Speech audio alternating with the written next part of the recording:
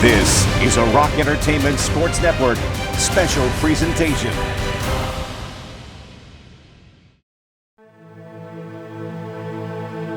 Sports, a universal language that transcends borders, cultures, and ages.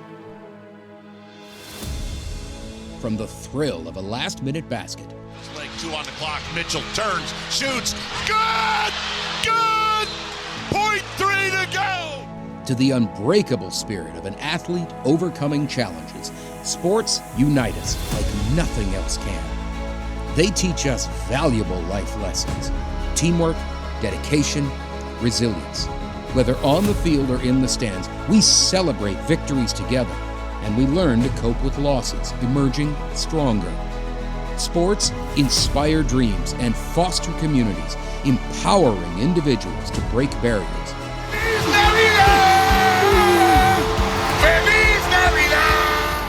They promote health, instill discipline, and encourage youth to chase their aspirations.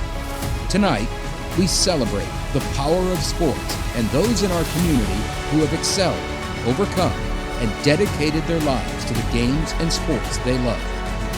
3, 2, 1, that's it! The Browns are going to the playoffs! Strus from midcourt. Oh! Swung on, hit high, hit deep to left, there she goes! This is the 25th Annual Greater Cleveland Sports Awards. Welcome on in to Rocket Mortgage FieldHouse, the 25th Annual Greater Cleveland Sports Awards. It is going to be a big night here in Cleveland. I'm Mark Schwab alongside Shannon Smith. Leah Doherty will join us shortly from the red carpet. This is a who's who of Cleveland athletes, Shannon. It is a big night in this town, and this year we're putting it on TV. For the first time ever, after 25 years, whether you are joining us online, if you're streaming the show online, or of course you are watching on Rock Entertainment Sports Network or the CW43, we're excited to be here. We're excited to have you here tonight because it's going to be an amazing night featuring some of, like you said, the who's who, the cream of the crop, the best here in the city of Cleveland when it comes to our sports. This is such a great night. They award a high school male and female athlete of the year, collegiate male-female athlete of the year, professional athlete of the year. There's the Courage Award getting renamed this year in Jim Donovan's honor, Lifetime Achievement Award. There is cool awards and great stories to come out of this night. It really is. And just seeing that video, right, it gets you so excited to be a Cleveland fan. There's some heartbreak, right? But our athletes make it all the more worthwhile. So you see people kind of trickling in here into the field house. And of course, when you talk about who we're honoring, we are going to honor some of our local athletes, those high school athletes. When you talk about the Jim Donovan Courage Award, we have a high school senior, Josiah Saunders, who's going to be receiving that award. So let's check in with Leah Doherty live from the red carpet. Thanks, Mark and Shannon. I have Josiah Saunders joining me now. You are the Jim Donovan Courage Award winner. You found out a few months back, but what does it feel like to be here tonight and officially be able to accept the award? It feels great. I feel like I deserve this award a lot, but I definitely think my community deserves it more than me, for sure. They were behind my back anytime I needed help or anything, so I'm glad, but this definitely goes out to my community. You have a really incredible story. You overcame a gruesome knee injury, rejoined Avon's football team this season, and you guys won state for the very first time ever. So walk me through what that journey was like to you, to cap it off with an undefeated season winning a state championship. It felt great, for sure. Definitely be like the first team in history to get that state champ. I feel like we definitely put a lot of work in behind the scenes that nobody talks about. So I think it felt great for all of us, and it definitely felt great for me just to come back from the knee injury, especially having kidney failure. I just feel like we got more to do. We got to get back to it. What was the biggest thing during that time, during those setbacks you faced in rehab, that kept you pushing towards returning to the field one day? Definitely the doubt of my doctor saying I won't play again. I know it's kind of funny, but I feel like that pushed me to be like, oh, he's doubting me, and other people are too. So I need to get myself together and just get back out there and put the work in behind the scenes. So. Well, congratulations on winning the Jim Donovan Courage Award. You're a very impressive young man. Mark and Shannon will go ahead and send it back to you guys. All right, thank you, Leah. Impressive is an understatement. He said he deserves this award. And honestly, when you feel that way, you got to say it too, because it takes courage to come back after a devastating injury like that. So the Courage Award every year is my favorite award here. It is always some kid that's gone through stuff that no kid should ever have to go through. Yeah. And they've climbed through it, and they've climbed the hill and come all the way back. And Josiah, a great example of that. I'll tell you what, his Avon Eagle, that football team alone is a great story. Yeah. He is a great story on a team that is a great story. Yeah, and So- for him to come back from that injury a year after, he got that injury in September 2023, came back in 2024, came back on that field, and came back with a vengeance. Tore every ligament in the knee, comes back from some kidney issues, and he's back. He's on the field for them, and they go ahead and they win the state championship. Now, you just heard they made the announcement as they were telling everyone, hey, get to your seat, because, of course, they're going to start the show coming up at 7:30. But you look at the layout here, and I was even saying it's like a really cool award show, like the ESPYs are brought right here to the FieldHouse. So we have two different stages. You see the stage right in the middle, that is the champion stage. That's where most of the awards will be given out. But then behind that, you see the legend stage, and that's where we're going to have a little special fireside chat later with the 1995 American League Championship Cleveland Indians. So that's going to be really cool. That is the 95. We'll get into that. That's like I the know. greatest team to never win a World Series. It is a crime. Mark how could that they talk didn't about that win. all night, I really sure. could. But right now, we got to hit the break for the first time. We are off and running at Rocket Mortgage FieldHouse, the 25th annual Greater Cleveland Sports Awards.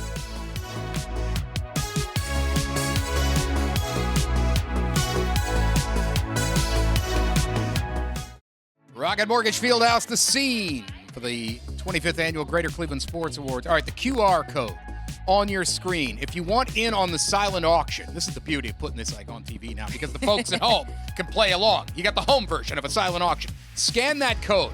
Takes you to the silent auction. There's a ton of items down there. A lot of them have to do with Cleveland sports. A lot of them don't. In fact, there's stuff that's not even sports related that's down there. There's Taylor Swift autographed stuff. And right now, the Swifties are already going to the code. There is also the opportunity to buy a golden ticket.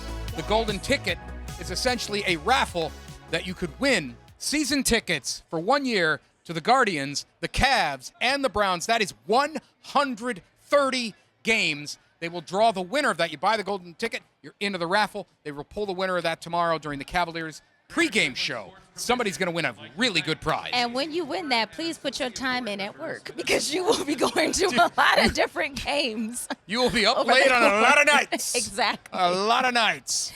Listen, it's a very exciting night here as we are going to be honoring the who's who across Cleveland sports. And, of course, we got to check in with Leah Doherty on the red carpet, who has been pulling all of the stars, all of the Cleveland stars tonight. She's joining right now. Let's check in with her. Leah?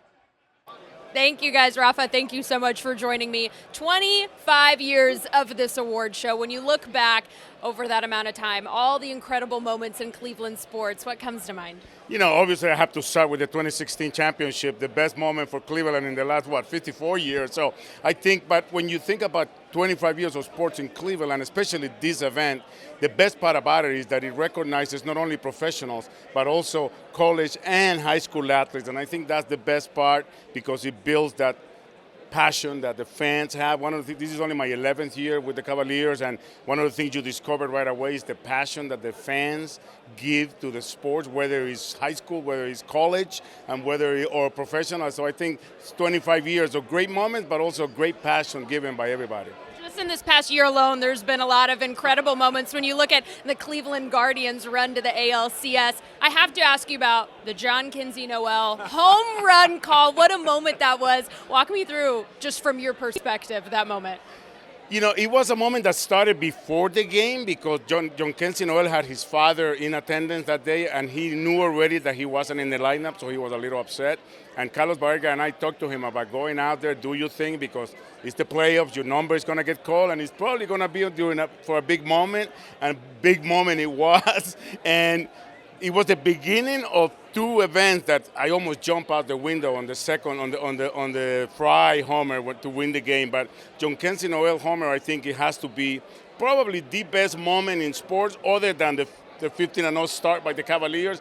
beating the Yankees, coming back at home when nobody was putting a penny on us. I think it was an amazing night for Cleveland and a great night for John Kensey for sure. Feliz Navidad. Right. I think for us as broadcasters too, that's why we love it, right? The stories that you couldn't have scripted that moment any better. It's hard to think of. I always tell people when I talk to kids about my career, it's like there's no way that you can think of like, well, if John Kensey hits a homer in the bottom of the ninth, I'm gonna say this. I got a phone call at home like around midnight from the New York Times asking me for an interview and what I have said, and I said I don't remember what came out of my mouth. And then when I went to listen to it, Carlos and I had kind of talked about, obviously his nickname lends itself so well, but I literally felt like it was Christmas in October, beating the Yankees, especially tying them with 2 outs in the night, the best moment in baseball, and also then to come out and beat them in overtime, in extra innings. But you cannot forget also the Max Strus shot against the Mavericks to win the game, and that was another one. I won Call of the Year in the NBA with that because of my name is Maximus. Again, I don't know how it came out of my mouth. I'm not a big movie guy, but that's what it felt like of him being the gladiator and putting the Mavericks down, and that's just one of many moments in the world of sports here in Cleveland. So excited that we get to celebrate all of those moments tonight, too, with athletes from all different generations. Thank you so much for joining me, Mark and Shannon. We'll go ahead and send it back to you. Thank you, Leah. The Big Christmas home run. And that's John Kensey's nickname, Big Christmas. So that was Game 3 of the ALCS. The Guardians had to win, or that series was essentially over. They would have gone down 3-0. He hits this big game-tying home run. Now, normally in those dramatic home runs, after that moment, people want to hear Tom Hamilton's call. It's all over Twitter, social media. Yeah. Somebody put on Hammy's call. And they did, and Tom Hamilton's amazing. But that call also, there were people saying, you got to hear Rafa. No. And then people were like, wait, I don't speak Spanish. You don't need to. Everybody knows. It was that good, and he nailed the moment. It was perfect. I think that's what's so great about being a broadcaster or being in live TV, right? You call games too. You just never know what's going to happen, and those moments, they're so unscripted. Those are the best. That's what you love about sports, period. Totally. Those moments, and we talked about it in the open, how much sports can unify people. Yeah. Moments like that. You could have been sitting next to a person you don't agree with on anything. And you're just But as long as he wasn't a Yankee fan, you're hugging it out right there, right? It is a good time in Cleveland when those things happen. It's a good time in Cleveland tonight, the 25th annual Greater Cleveland Sports Awards here at Rocket Mortgage FieldHouse.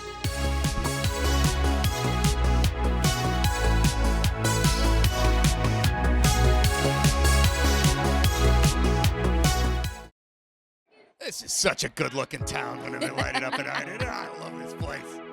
That's fantastic. From Great that view. angle, right? Outside of Rocket Mortgage FieldHouse, we got plenty of good-looking angles though of Cleveland, right? We It do. really is, and it's a big night here inside the FieldHouse as well. The Greater Cleveland Sports Awards. Look at the crowd, too. Look at how many people are here to celebrate the excellence that we have of Cleveland sports. Like I said, sometimes, you go through the emotions in different seasons, but at the end of the day, we love our Cleveland sports teams, right? And we have a lot, and that's what's so amazing, I think, about the city of Cleveland is sometimes people don't always consider the sports teams, but we have so many. You have the Guardians, you have the Cavs, you have the Monsters, you have the Charge. You have so many things that people love, and that you said even earlier, bringing everyone together. Yep. It is it's great when the teams are great. We have our big moments. And you're right. You get through the down times together. It's something you can always commiserate about, right? But we also turn out some really amazing athletes, right? We've even got some Olympians from our area. We got Katie Moon, the American pole vaulter, who, of course, we know won gold and silver in the Tokyo Olympics, but also just this past summer in Paris. Yep. Yeah. And she caught up. She's with Leah Doherty, I understand, right now on the red carpet. Leah?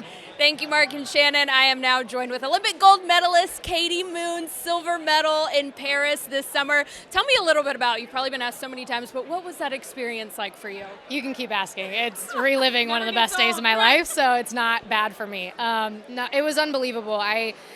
Obviously there was a lot of pressure winning Tokyo to come back and do it again, but truly winning a silver with my family and friends in the stands, I've never experienced anything like that before. And they've been to World Championships, but this truly was unlike anything I've ever experienced. And it was just as good, if not better, than Tokyo, even with, the quote-unquote lesser medal. It was just so unbelievable. In Tokyo, was that where your husband made shirts? Did he make the shirts again? What is the story behind that? It's funny. I I asked him to not wear the shirt because I know how some people are, and I love it. I think it's hilarious. It makes me laugh in high-pressure situations, and if you can make me laugh in a high-pressure situation, you're my person.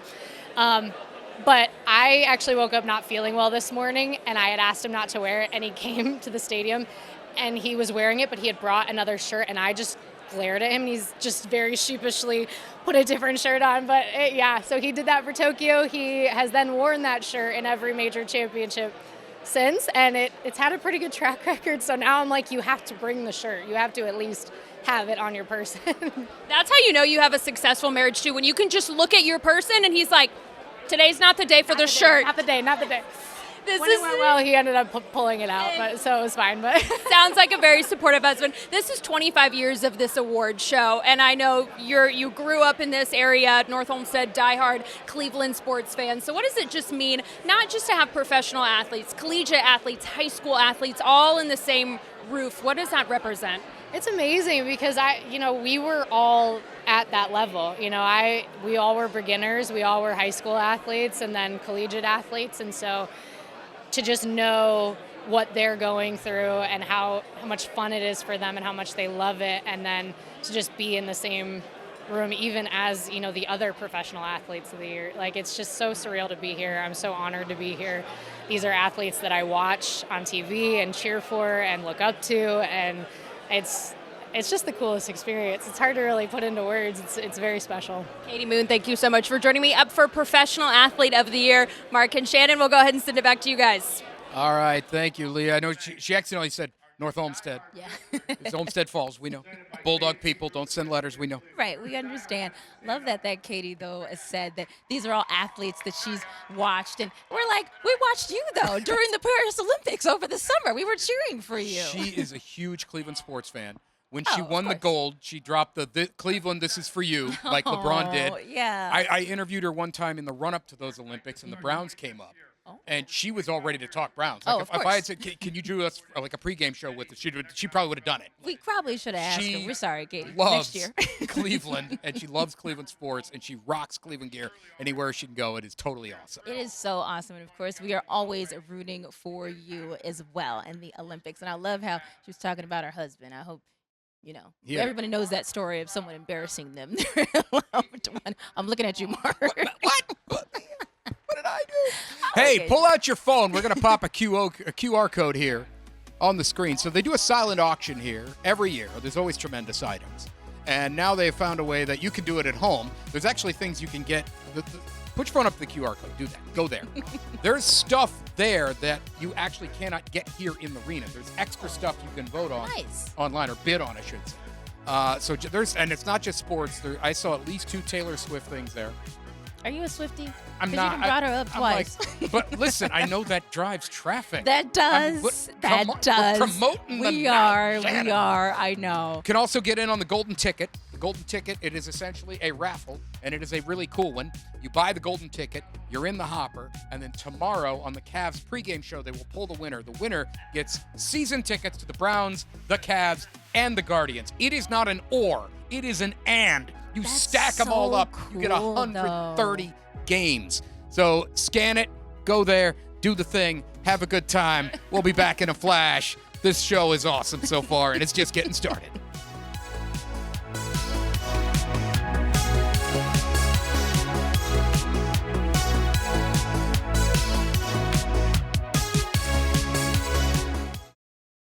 Back here live at Rocket Mortgage FieldHouse for the 25th Greater Cleveland Sports Awards. We are honoring so many athletes all across our area, from our high school to collegiate level, and of course our pro athletes as well. Now you hear them talking in the background, of course, because they're getting everyone hyped and welcomed as we are just about 15 or so minutes, not even 15 minutes, less than 15 minutes. I think we're less than 10. We're like less than 10 minutes away from show getting showtime. Started.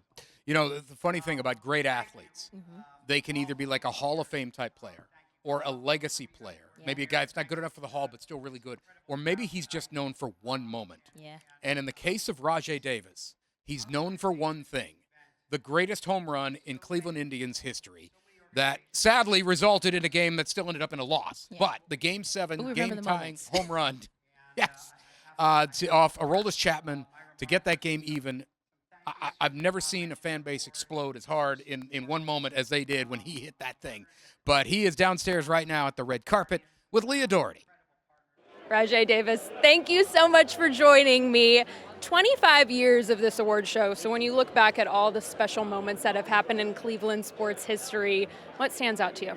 Well, I mean, it's hard because I'm a little biased about the 2016 World Series, but I know that Cleveland has had some really, really special teams that I followed when I was growing up. You know, the 95 team, 97 team, the teams that had Kenny Lofton. It was one of my favorite players growing up. I just liked his style and all the big hitters they had, the Tomies, the Manny Ramirez's, the Our Bells. Just that lineup was dominant. But those are some of the memories I have, and obviously, just that 2016 team. Even the basketball team, the Cavs, right? I mean, they have some really good, great teams in this city, And so I'm just fortunate enough to be a part of this event. To be able to have some of the key pieces from that 95 Indians team back together doing a fireside chat tonight. When people go on, you move to different places, you go your separate ways, and it's hard to stay in touch. So to have everybody kind of under one roof tonight, how meaningful is that? No, I think that's going to be great for not only, for the players, because as a player, you have that inner desire to be in the clubhouse, to be around the guys that you spent so much time with. Just fighting the good fight of, everyday grind, right? And for them, it's always like a reunion. It's always good seeing teammates. But for the fans, it's special too, because now you're connecting the fans with a moment and an experience that they had that's special in their hearts, and it's something that that's what sports is all about: creating moments that you remember. And they created some special ones. Being able to have athletes tonight, professional, collegiate, even high school athletes be honored tonight, what's important about gathering everyone tonight and being able to celebrate the high school athletes all the way up to the pros? I think that's what the community is all about, right? It's about bringing people together, just having a common goal, just to bring people together. And this event, it seems like that's what it's doing. It's bringing a lot of people together in one event, and that's what makes it all special, And I'm just like I said, thankful just to be a part of this. All right. Thank you so much, Rajai Davis, for joining me. Mark and Shannon, we'll go ahead and send it back to you guys. All right, thank you, Leah. He touched on it. There's so many great moments in play. Yeah. Can I say I'm jealous I was not in Cleveland in 2016. Oh my gosh. Because what a time. Woo! What a time. And you all tell the stories that I'm just so jealous I wasn't here. I mean, the Cavs obviously win the title. Yeah. The then Indians, we can call them that. They were the Indians then. They're the Guardians now, but the Indians a whisker away from the World Series. By the way, the other thing is the RNC was in this building. Yeah. Like, Cleveland was the center of the world for about 4 months there. Truly. Unbelievable. When the Cavs won it, I was out in the Bay Area with our team for covering it, and we finally got done with all the coverage. And we're in the rental car, and it's me and Tony, our former sports guy, and a couple of camera guys, and we're driving back to the hotel, and we're just reading the stories off Twitter. And we've got everything from the bars are out of booze to some guys riding a donkey down Euclid. I mean, it was that was the pinnacle moment of the pinnacle year of 2016 in Cleveland. And I hope obviously that we can have that again. But I think what Rajai hit on when he talked about everybody being here, and you see so many people out here already.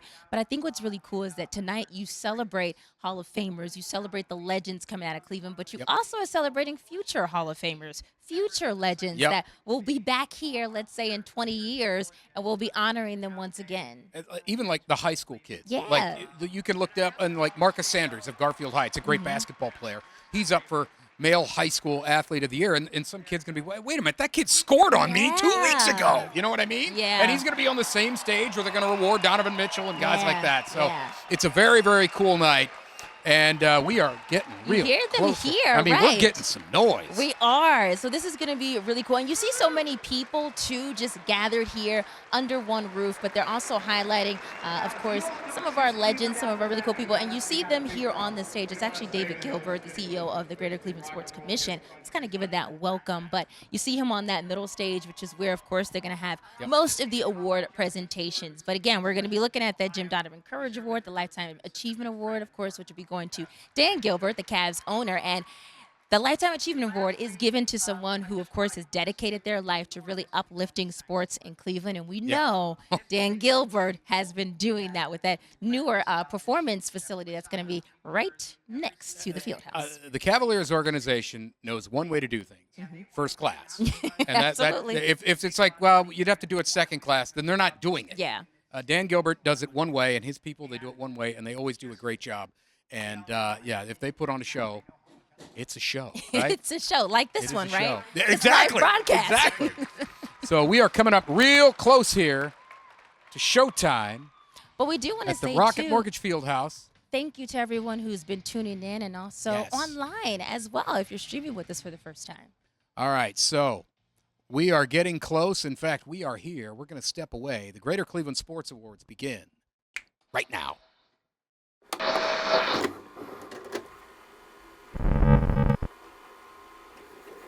And now being part of the 100th anniversary celebration. Please! And Cleveland has won it. He gets it to Warren Dunn. He didn't get in! He didn't get in! Earl Holmes stopped him! With the first pick in the 2003 NBA Draft, the Cleveland Cavaliers select LeBron James. And this is an Olympic record for Tim Mack. The 2006 Heisman Trophy is awarded to Troy Smith. This goes down as one of the all-time performances in NBA history. Headed to the NBA Finals. Ladies and gentlemen, welcome to the Quicken Loans Arena. LeBron for three for the win. Yes! Hillis is going to go wide right. Touchdown!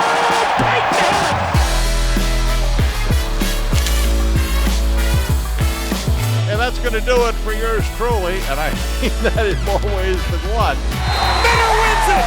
This is one of the best high school football games I've ever seen. Giambi with a drive! Deep right field! Are you kidding me?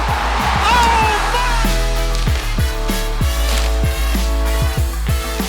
LeBron James picks Cleveland.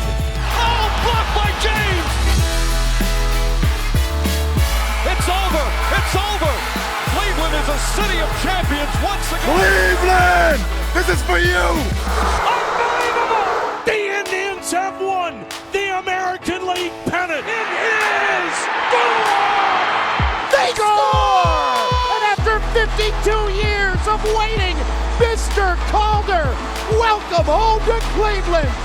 Cleveland loves you, Steve May. It's a walk-off for number 22. And it's all over here now. The drought is over. We are excited to usher in the next era of professional baseball in Cleveland as the Cleveland Guardians. Manny Najat wins the third U.S. gold in women's pole vault. One NFL draft is now officially open. That's going to do it from Pittsburgh. And the Browns will beat the Steelers in the opening round of the playoffs. Hometown cookie. The youngest team in Major League Baseball has captured the Central Division crown. Oscar Gonzalez sends the Guardians to the Division Series.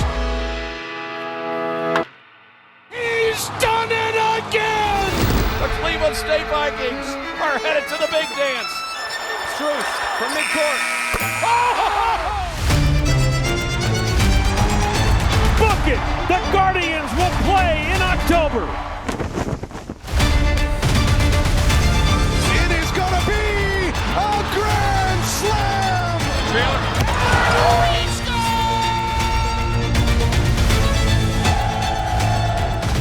Your Cavaliers have become just the fourth team to win its first 15 games. Mitchell for the win. Yay! Knocks it down. There she goes.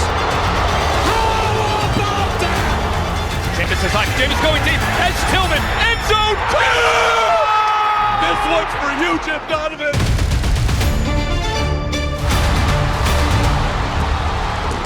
Enjoy every single one of these moments because they don't come up.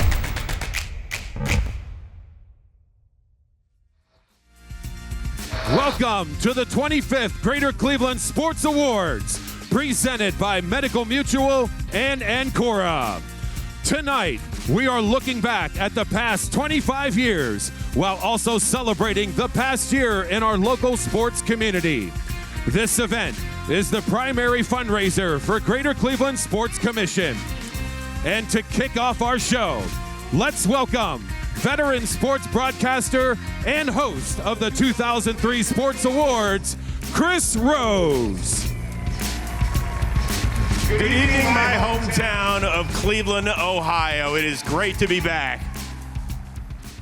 So I hosted this event in 2003, and one of the highlights of that night was getting to hand over the high school award to a little kid named LeBron, who ended up doing a little something. So when we honor those high school athletes tonight, no pressure, but we would like to see you play till the age of 40 and perhaps lead your respective sport all-time in scoring or do something special like that.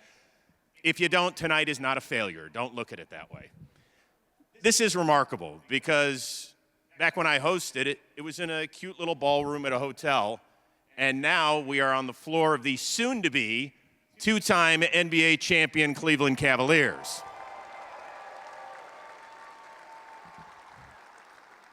No pressure, DeAndre, no pressure. One of the great moments of that night, you know, I'm a guy from the east side of town, from Shaker Heights, Ohio, and I get to host the event in front of all the people that I love and care about. And I was living in LA like I do now, and I flew in, and one of the legends, Bob Feller, comes up. And I say, Mr. Feller, it's Chris Rose, I'll be hosting the event. And he goes, I know exactly who you are. Let's keep this thing on time, kid. Let's go. You got it. I'll leave you with this. I've lived in Los Angeles since the turn of the century. My wife and I moved to LA in November of '99. I miss this place terribly. We have two great sons that are 24 and 19. They could have picked the easy route. They could have been Dodger fans or Laker fans. No. They are Cleveland Browns fans. They are Cleveland Guardians fans. They are Cleveland Cavaliers fans. They are Ohio State Buckeyes fans. And I don't applaud too much. I thought for a while social services was going to knock on the door and take them away. But they persevered. They toughened it out. And they said, we love our teams. And it's that simple. And that's what we are about. We are about showing love. And any professional athlete that you talk to that has played elsewhere before or after the city of Cleveland says the same thing. I love that place. And it's because of people like you, and it's nights like this that make a total difference. So thank you for being a part of this special evening, for taking a look back, and for appreciating all the people, the professional, college, high school athletes and coaches and everything they do and all the joy they bring us. I will be on this stage in a few minutes as we bring back the 30th anniversary team of the 1995 American League champion Cleveland Indians to the stage. I cannot wait for that. In the meantime, I want to send it over to my very good friend. He is the best high school running back this city has ever. Actually, he was 8th on the depth chart his senior year in high school. My main man, Andre Knott. Thank you, Chris. No one asked you to talk about my high school career, but we still love you. So thank you very much. Give a hand to Chris for coming back and doing this. You guys all look wonderful. We're glad to have you guys here. You guys ready to give out some awards and meet some of the wonderful people and kids that are around this region. You guys ready? All right, this is brought to you by the Minutemen Workforce Solutions Champion Stage. Throughout the night, we will give awards away here. As we're ready to give out our first award of the evening, we're going to start off with the Professional Athlete of the Year. It's presented by KeyBank. Let's meet our presenters. The movie, free ball, got it!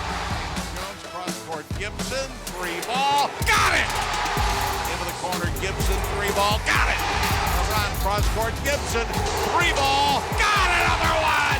Has Gibson from the left. Please welcome to the Minutemen Workforce Solutions champion stage from ESPN Cleveland, Tony Rizzo, and your Cleveland Cavaliers legend, Boobie Gibson. Jones to skip pass to Gibson, a 3. Joining them on stage is 2024 Special Olympics Ohio Athlete of the Year, Seth Greenfelder. Look at all those wins for Seth. He's a champion right there to Special Olympics. So everybody give a hand for the biggest winner here who's going to hand this award. All right, Riz, we got to get some of that on us. We get to hear you every morning, and we know that this town means so much to you. Is there anything going on right now in Cleveland sports? I don't know. Just a little bit. But being here right now, inside this arena, last 30 years, 25 years, just what does this place mean to you and what comes to your mind? Well, first of all, I loved coming downtown instead of the Richfield Coliseum. Let me tell you that. But 2 games that I remember, one of which a young fella hit a really big shot to slay the Detroit Pistons, if I remember correctly. Yes. Come on, give it up for Boobie one time in that game. Also, Game 6 of the 16 finals was as loud as I've ever heard an indoor building in my career. But I also think tonight's going to be a special night because we're here to honor Dan Gilbert. Absolutely. Can't wait to do that. Boobie, it's hard to say your name and not say shoot, Boobie, shoot. You saw those highlights. You were back there with all of us watching this. What does this building mean to you on that night? What do you remember just helping you get through that night? Man, I get those same goosebumps walking in here right now. I just remember they had the game on the screen outside, and all the fans were just going crazy. And I was in the zone, so I didn't really feel it until the end of it. But once I felt that crowd, I mean, I haven't left. I've been here ever since. Wonderful night. Let's get into some awards. You guys, let's get this running. Let's find out about our Professional Athlete of the Year. That's right. Now it is time to meet our finalists for Professional Athlete of the Year award presented by KeyBank.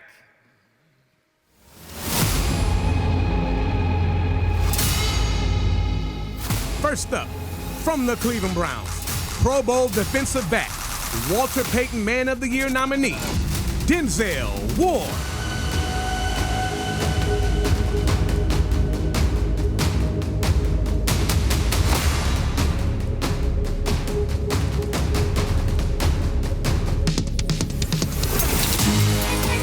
From the NBA's best team, the Cleveland Cavaliers, All-Star guard, Spider Donovan Mitchell.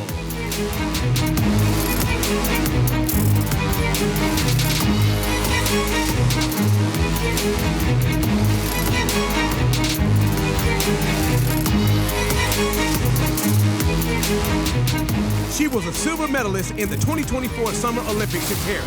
From Olmsted Falls, Team USA pole vaulter, Katie Moo.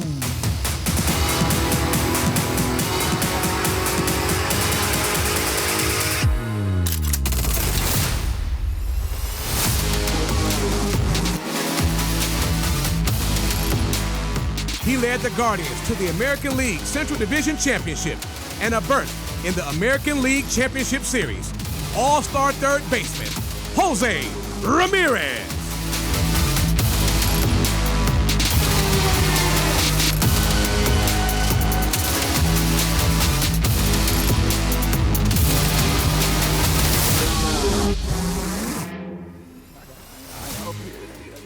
You're up. Come on, Boobie. Are you ready for it? Let's go. Donovan Mitchell. Hey-oh!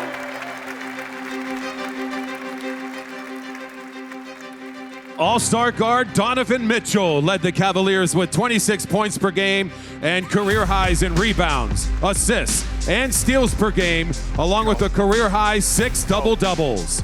Mitchell's leadership helped the Cavs advance to the playoffs in 2024, and he continues this season as the Cavaliers have the best record in the Eastern Conference, along with another All-Star Game appearance next week.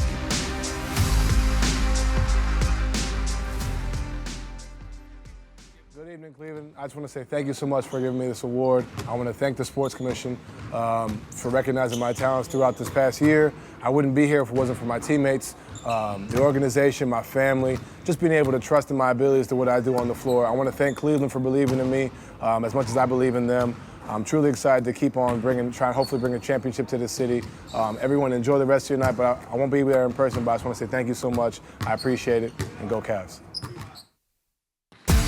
Accepting the award on behalf of Donovan Mitchell, please welcome Cavaliers President of Basketball Operations, Kobe Altman. Just real quick, man, I just wanted to thank the community, the Cleveland community that embraced Donovan to the point where he couldn't say no. He wanted to be here. He loves it here. He loves playing in front of this fan base, and how we've embraced him to have 2 and probably 3 of the best years of his career here is so meaningful. So thank you, everybody, for the support and how much we've embraced such a special superstar. Thank you. Coming up, the Collegiate Athlete of the Year, and we present the Jim Donovan Courage Award. This and more when the 25th Annual Greater Cleveland Sports Awards on Rock Entertainment Sports Network returns.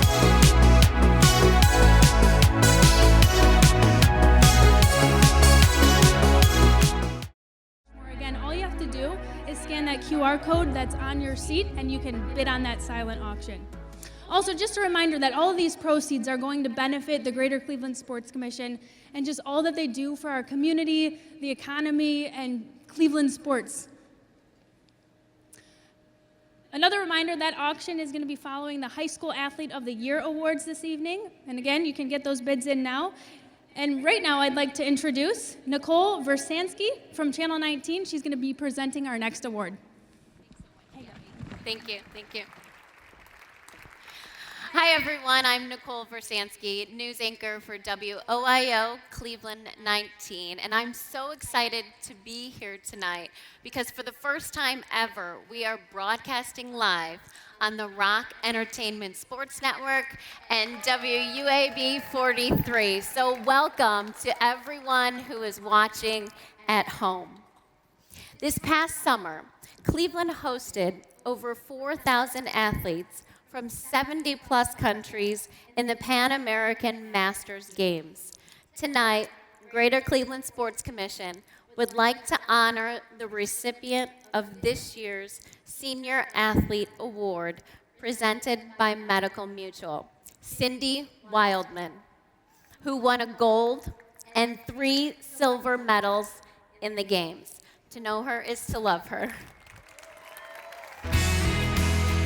Starting in 2007, at the age of 55, Cindy has completed 50 marathons in the U.S. and around the world, securing her a place in the Runners Club as a lifetime member. In 2014, Cindy completed the inaugural Dopey Challenge. This is a Disney race. She ran a 5K, 10K, half and full marathon in 4 days, totaling 48.6 miles. Incredible. You are incredible. Cindy's 17-year active and healthy lifestyle journey has been amazing, and she has been blessed and is grateful for the countless friendships she has formed throughout. She credits her late husband, Gary, who inspired her to live each day with gratitude and humility, and to suit up, show up, do the best you can on that given day, have fun, and finish strong with a smile. Congratulations, Cindy. Congratulations.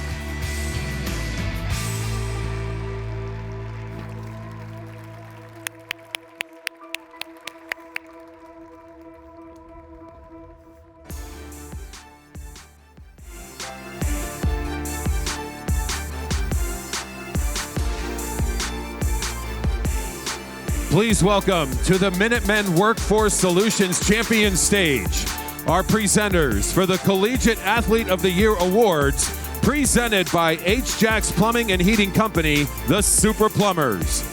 From the Cleveland Charge, Eli Hughes, Ferran Hunt, and Sean McNeil.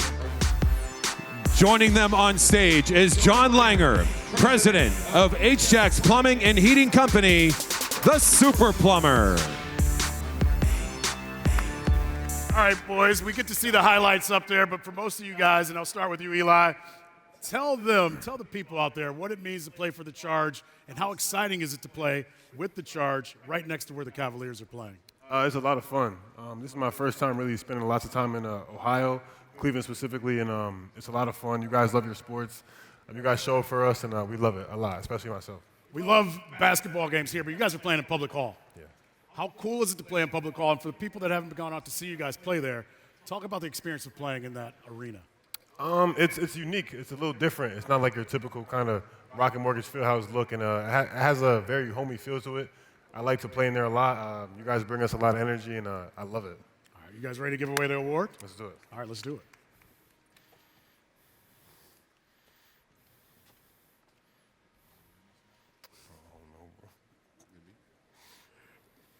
Now it's time to meet our finalists for the Outstanding Male and Female Collegiate Athletes hailing from Northeast Ohio from this past year. First, the finalists for the Female Collegiate Athlete of the Year. The University at Buffalo volleyball's all-time leader in assists, hailing from Strongsville, Ohio, Mandy Lee.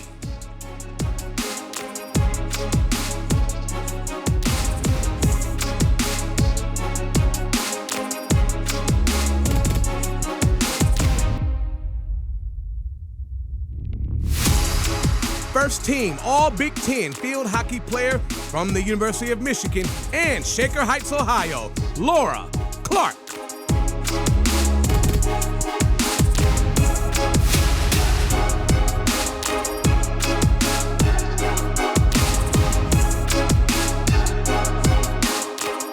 She was named first team All-Horizon League as both the pitcher and position player. From Perry, Ohio, Cleveland State's own Melissa Hosafo.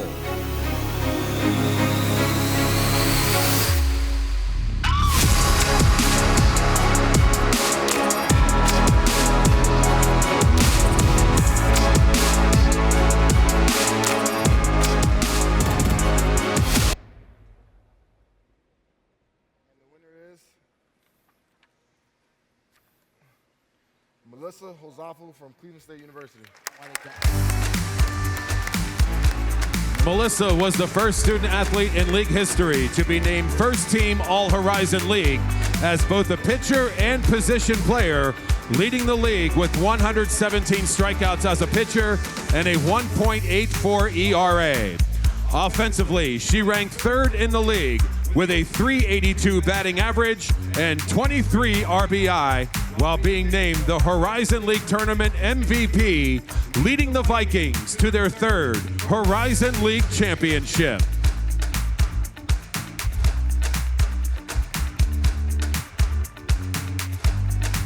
And the finalists for the male award are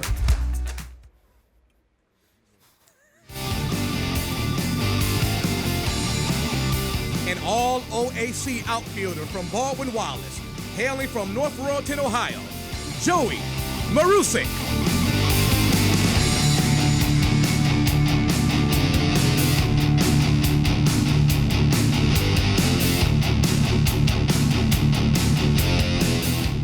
The Player of the Year in the Mid-American Conference from Canton McKinley High School, Bowling Green State University tight end, Harold Fannin Jr.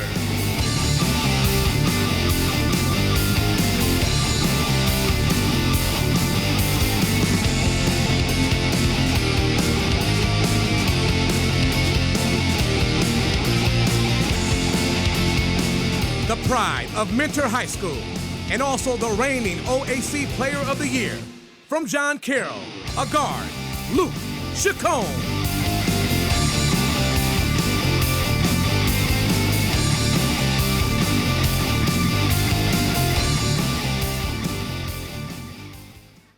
And the winner is Luke Chacon. the OAC Player of the Year.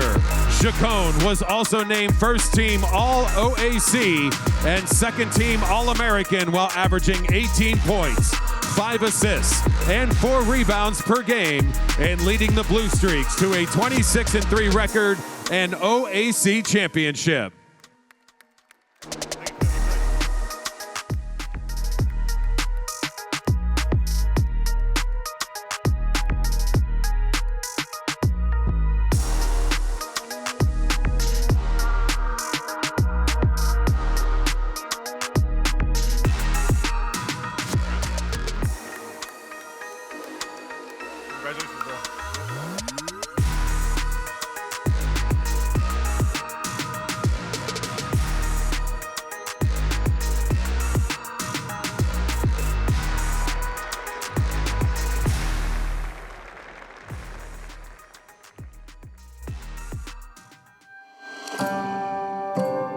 Sports inspire a community. Hi, everybody. I'm Jim Donovan. I want to remind you, please join us on March 4th, coming up at 7 o'clock on WKYC and Sports Time Ohio. It's time for the Greater Cleveland Sports Awards. Make sure you're with us. It's going to be a great night. The excitement and love of the game give people a sense of hope and belonging. What about for you, Jim? Can you name a moment? Yeah, I go back to when Kenny Lofton scored from second base in Seattle in Game 6, and the Indians finally go to the postseason, and they're going to the World Series. But I'll tell you, when LeBron and the Cavaliers won that title, the reaction in Cleveland, the 1.3 million at the parade, it was really unbelievable. You pinched yourself. Welcome back. I'm WKYC anchor Jim Donovan.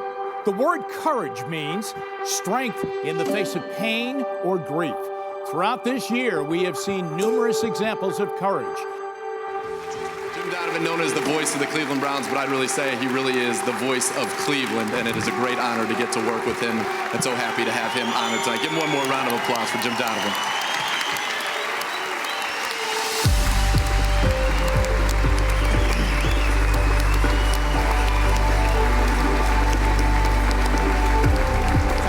Thank you very much. My 90-year-old mom back in Boston unfortunately passed on last winter, but with her little Irish Boston accent, when I would talk to her every week after she would second guess Terry Francona when he was the manager of the Red Sox, she would always say to me in her little Boston accent, "Mother of God, Jimmy, when are you gonna come home?" And I would always say to her, "Mom, I am home." Thank you very much, everybody.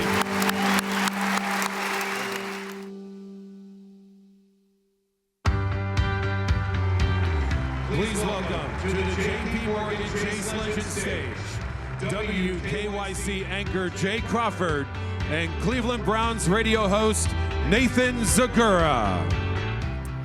Just want to thank you all for being here tonight, and as we saw that unbelievable tribute to Jim Donovan, I want to take a second to acknowledge his wife Cheryl and his daughter Megan in the crowd with us tonight, right in front of us.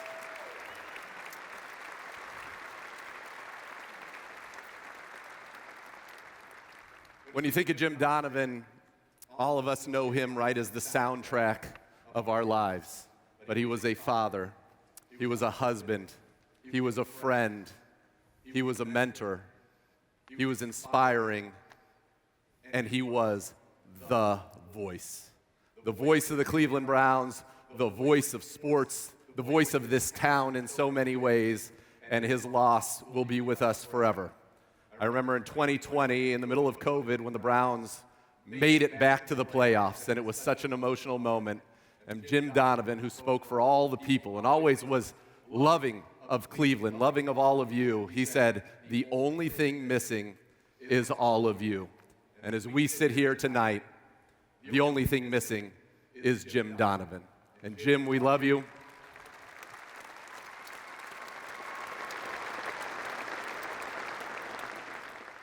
Such a special man, and for those of you who know, best broadcaster, I think, of all time, and a better human being. And he had such courage. I remember they showed the clip there when he came back against the Pittsburgh Steelers last year, smashed the guitar, not a dry eye in the house. The Browns won that day. He certainly had a hand in the Browns beating the Baltimore Ravens this year, and you will never, ever convince me otherwise. He's an inspiration. And I think that you tell what somebody did. I take it from Gladiator, right? What you do in life echoes in eternity, and Jim Donovan will echo in eternity. And I want to thank the Greater Cleveland Sports Commission because they have renamed the Courage Award in honor of Jim Donovan. And it's because of the fight and because of the courage that he showed day in and day out. Nathan, very well said. The incredible thing about Jim is most of you never got to meet him. Most of you didn't know Jim Donovan, but you felt like you knew Jim Donovan. The incredible thing about Jim was he cared as much as we do about a 100-loss Indians season or a rough Browns or Cavs season. He carried that same pain, and he wasn't from here. I remember having a conversation with Jim one time where I said, Jim, you're really hurting right now. It was during a particularly tough stretch for the Browns. And he said, of course I am. This is my team. And I said, yeah, but you grew up in Boston. You're not from here. How do you hurt as much as we hurt? He said, I hurt just as much. I love this team as much as anyone. And he did.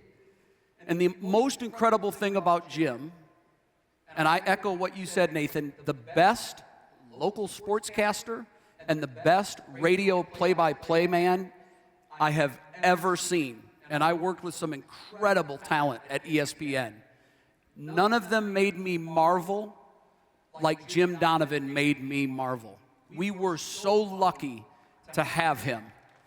And Cheryl and Megan, talking to you earlier tonight, I told you, I know how much we miss him. I can only imagine how much you guys miss him. And I told Cheryl, there's something missing in our newsroom. My favorite time of the day was when Jim would get in and he would hold court and he would tell stories. And the entire sports office would be in uproarious laughter. And oftentimes we'd heard those stories before. But Jim told them with the same passion and enthusiasm as he called a Browns game. And you couldn't wait to hear what he had to say next. And the most incredible thing about Jim was that man came to work in incredible pain, fighting a battle that most of us will be lucky if we never have to face. And he did it with the utmost grace and courage and determination of anyone I've ever seen. I remember a conversation close to his retirement when I asked the same question I would ask him whenever we would see each other, Jim, how you feeling? I'd get the same answer every time. Great, bud, I'm great. And then he'd proceed to tell me, only when I inquired about his day, that an hour earlier he was getting a life-saving treatment that was ravaging his body. And somehow he found the courage and the strength to pull himself up to an office and do a job that he had done for almost 4 decades. And he did it with the same passion and enthusiasm every single day. No one had any idea just how sick Jim was. And so it is my distinct pleasure, and I know I share these feelings with Nathan, we couldn't be more proud to be able to present to you the first time Jim Donovan Courage Award winner presented by Cleveland Clinic Sports Medicine. Courage is the strength and perseverance in the face of pain or grief. It takes courage to overcome adversity and the many challenges that life can throw our way. This year's recipient of the Cleveland Clinic Sports Medicine Courage Award has been an inspiration as he courageously overcame many challenges this past year. Let's learn more about Josiah's story. Playing football to me is more than a game, way more than a game, more than this world that I could ever imagine.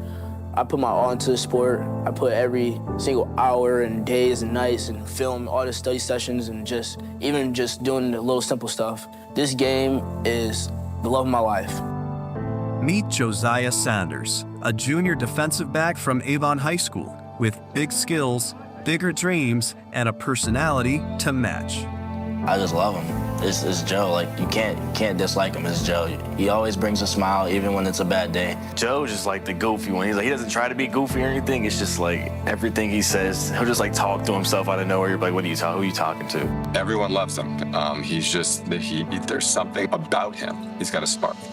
In 2023, his sophomore season, Josiah's star was rising as a defensive back and return specialist for Avon's JV squad. He was on track for a big role on varsity. These are going very well for me. I played the previous Friday. I was kind of mixing in with JV and varsity, trying to get a spot, just working my way up. But I went into Saturday, and we ended up playing, and I played offense. And I don't usually play offense at all, so they hand me the jet sweep, and I end up getting a first down and 15 more, and I get dragged down, and I hear a pop, pop, pop. It was a gruesome injury. Gruesome. When we're talking knee injuries, this is a 10 out of 10 injury. Instead of his leg going from, this way, backwards like it would bend, it went the other way. So it completely tore everything. He tore his ACL, his PCL that you see here, and a series of ligaments on the outside aspect of the knee called the posterior lateral corner. Associated with that and adding some complexity is that we have a nerve that takes care of muscle and sensory function that lives on the outside aspect of the knee as well here. So not only do you have to reconstruct all of these structures, but you have to take care to move this nerve around so it stays out of the way of any damage. When you see multi-ligament injuries, that is a big uh-oh, because we know that recovery, even getting back to any type of sport, is a low percentage.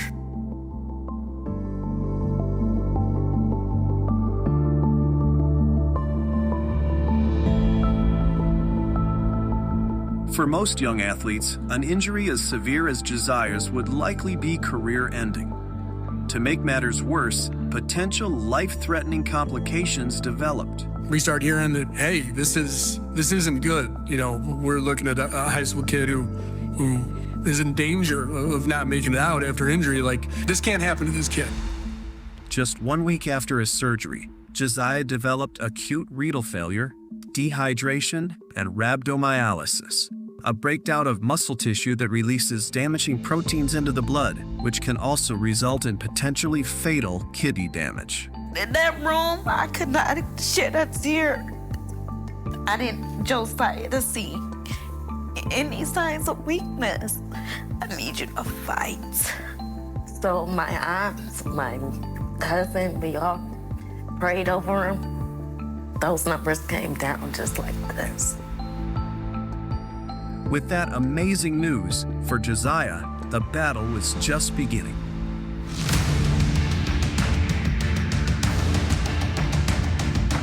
So that led to his first initial hurdle, which is a delay in him getting to functional rehabilitation that we want for running and cutting by about 3 to 4 months after this injury. Recovering from something like this at that level and meeting those milestones is almost unheard of. Every day, Monday through Friday, sometimes weekends. He never skipped a day. Even during holiday break, we would make times where he would come and he would spend hours here. You could see the look in his eyes that it wasn't, oh, this is the end of the road. This was okay, this is a speed bump. And when you see that type of eyes, that's when you know that this kid has a chance.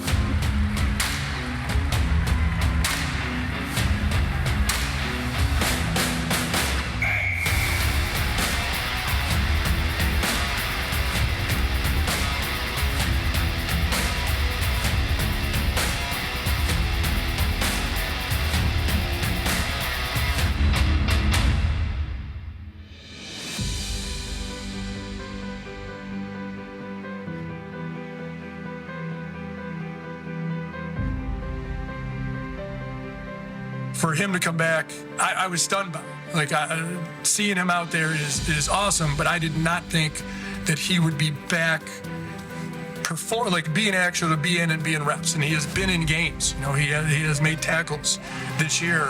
I did not think that was a possibility. So excited. So excited, like, finally gets to go out there. When I saw him make that first hit, I was just smiling the whole time. It wasn't really like any words, nothing, just pure joy. Josiah is the epitome of courage. When you look at everything that's stacked against this kid, to come back and return to play, that takes courage. And courage takes an extra effort to overcome significant hurdles. So if we put that up on the wall, I think you could put his picture next to it, because what goes into courage, attitude, effort, determination. That kid is an inspiration. To me, Josiah Saunders is spelled capital G, capital R, capital I, capital T. God gives his toughest battles to his toughest soldiers, and he did that to me, and I got big dreams that I gotta do and gotta make happen.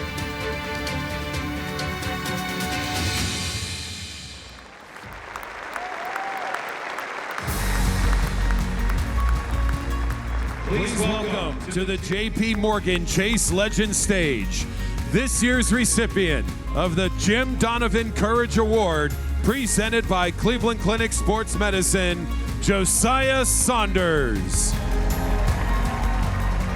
Presenting the award to Josiah from Cleveland Clinic Sports Medicine is Dr. Paul Salwan, Director of Strategic Initiatives and Clinical Development, Cleveland Clinic Global Peaks Performance Center. Joining him is Dr. Mike Scarcella, Cleveland Clinic Sports Medicine orthopedic surgeon who did the surgery on Josiah. And Dr. Scarcella is presenting Josiah tonight with a pair of Jordan Fear 4 shoes for an athlete who showed no fear.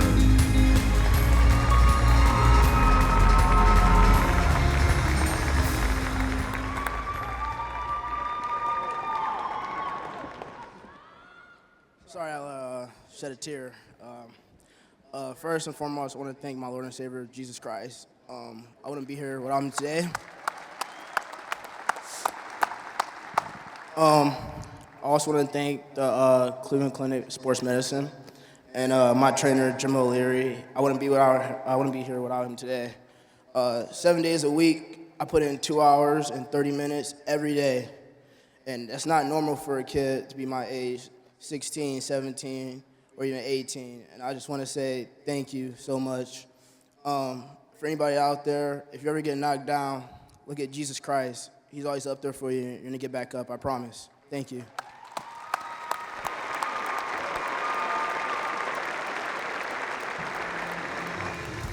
Josiah Saunders will also be the 14th award recipient to receive the Joseph Lopresti Scholarship.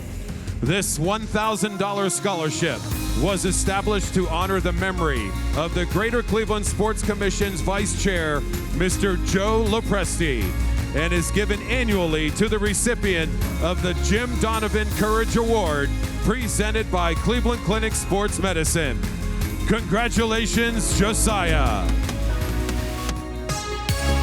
When we return, the 1995 Cleveland Indians reunite for the first time in 30 years.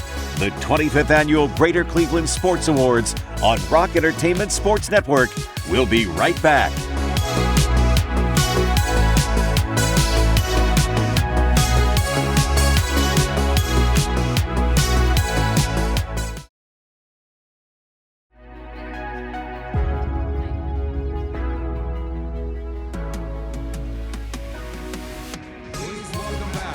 J.P. Morgan Chase Legend Stage, Chris Rose.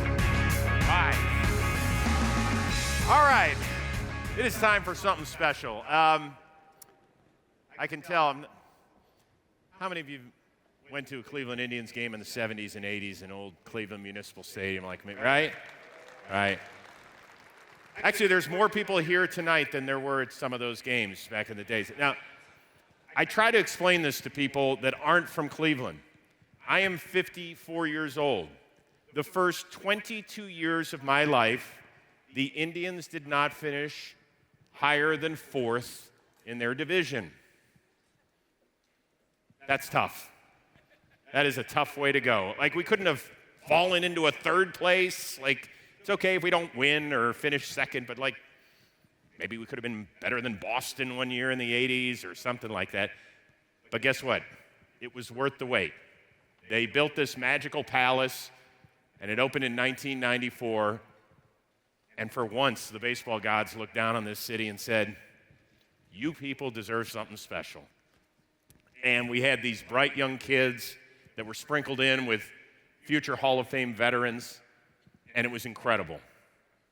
And then August 12th hit in 1994, and the baseball stoppage started. We were one frickin' game behind the Chicago White Sox at the time, and they did this to us. So we came back, late start, after the work stoppage was solved in 95, and we never looked back. They played 144 games in 1995, and the Cleveland Indians won 100 of them. We were steamrolling with this amazing offense, great pitching as well, and it started a renaissance in this city that we just have rarely seen. For those of you that just want to take a stroll down memory lane, or those of you that are a little too young to know about the 1995 American League champions, let's check them out.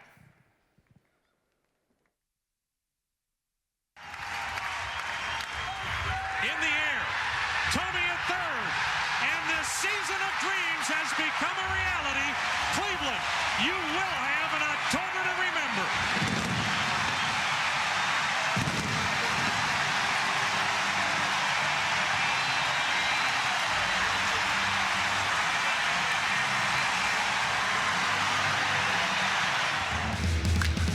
There's a drive, deep to right, it is long gone. Cleveland wins the game in the 10th inning on the home run by Jim Tomey. Comes inside, high fly ball, deep left field. Henderson looks up, the ball is gone, and the Indians win the game. Manny Ramirez, a two-out, two-run home run in the bottom of the 12th inning. Line to center field, back is Edmonds to the warning track to the wall. It's gone, a grand slam home run. The magic continues. The Indians win. Here's a drive down the left field line. Well hit and out of here. They're 9-0 in extra innings. This one number 6 on the year for Alomar. It gets away. Heading home is Amaro. To third is Lofton. They have no play. And now here comes Lofton all the way. And he scores. He never stopped. Buhner grounds one to third.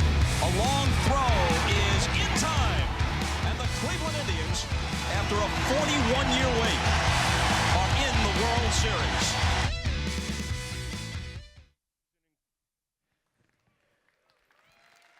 It was an incredible year, and it is time to get some of the band back together. We had our first World Series game in 41 years in 1995. It was Game 3 of the World Series against the Atlanta Braves, and this is what it sounded like.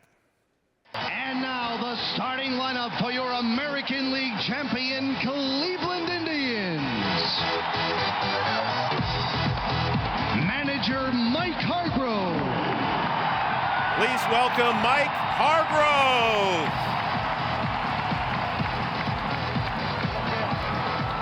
Right here.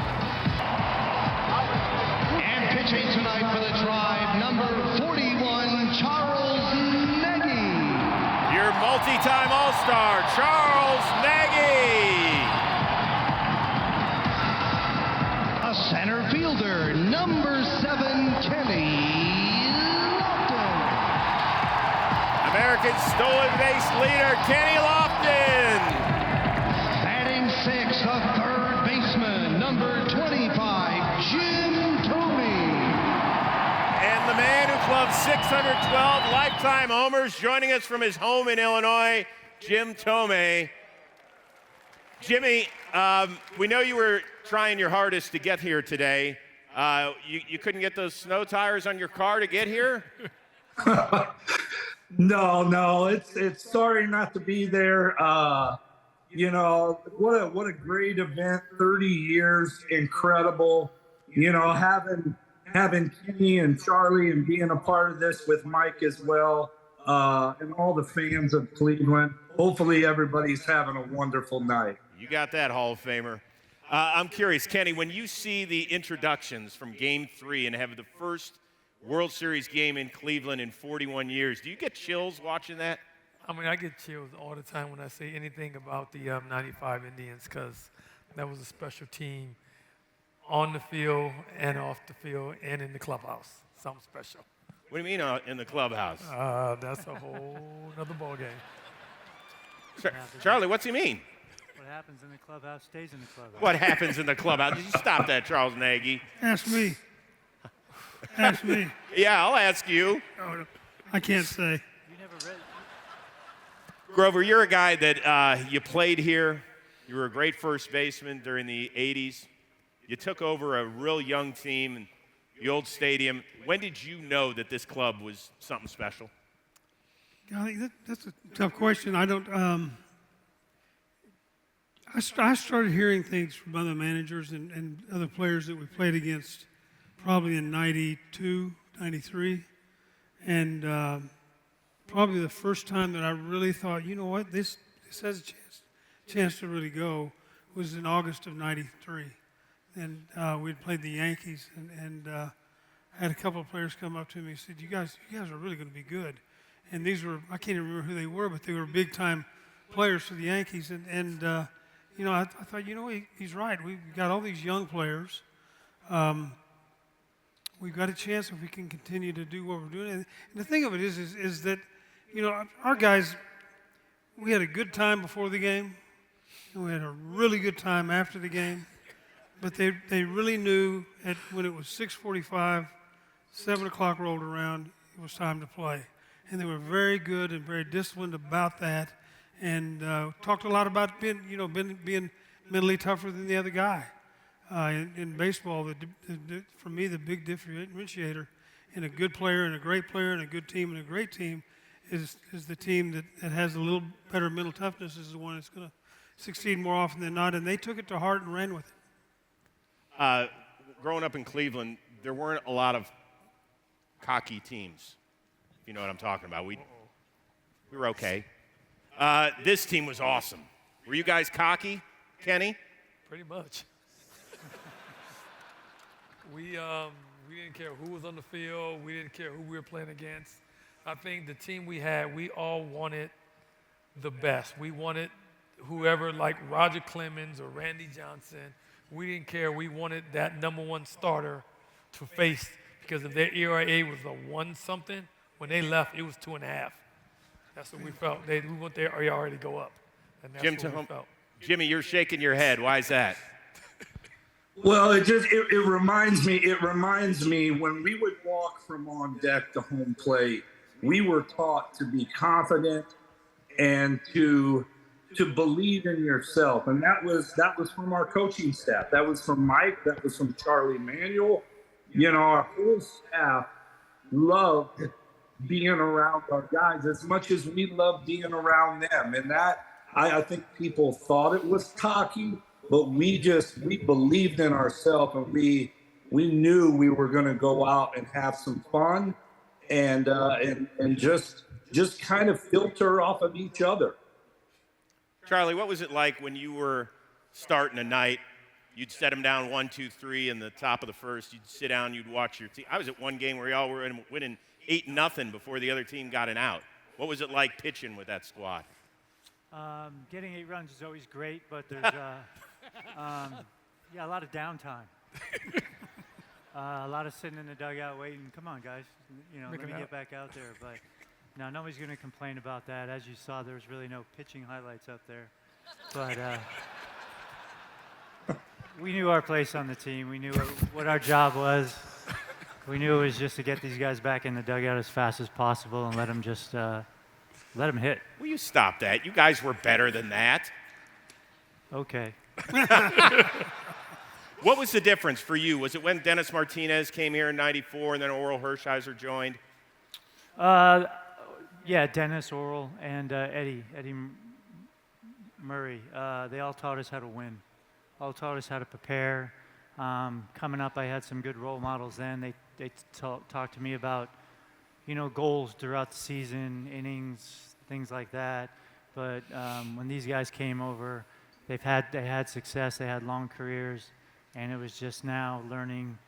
I want what they have. I want success, want to win, and want to have a long career. So raise your hand if you were scared of Albert Bell. Yeah. No, I wasn't. How'd those conversations go? Ooh, that's pretty good. Depending on what you talked about. We had a game one time. At the old stadium, and Albert had made an out. He was a man on second base late in the ball game, and made an out. Hit the ball hard right at the shortstop for the third out. Didn't drive the run in, and they didn't sit well with Albert. And so the next inning we're out there, and we've got a one-run lead with the one out in the 8th inning, and they got a man on first base. I forget who we were playing, but the guy hits just a looping double down the line, and Albert was not real thrilled about having to go get the ball, so he kind of jogged over, picked the ball up, and threw a big looping throw in to the home plate. He overthrew the cutoff man, and it dribbled. Somebody picked it. Anyway, the run scored. It was a bang play at the plate, and I was pissed, and the players were upset, and so I thought, I'm not gonna say anything to him in front of the players, but after the game, I'll get him in my office and talk to him, and the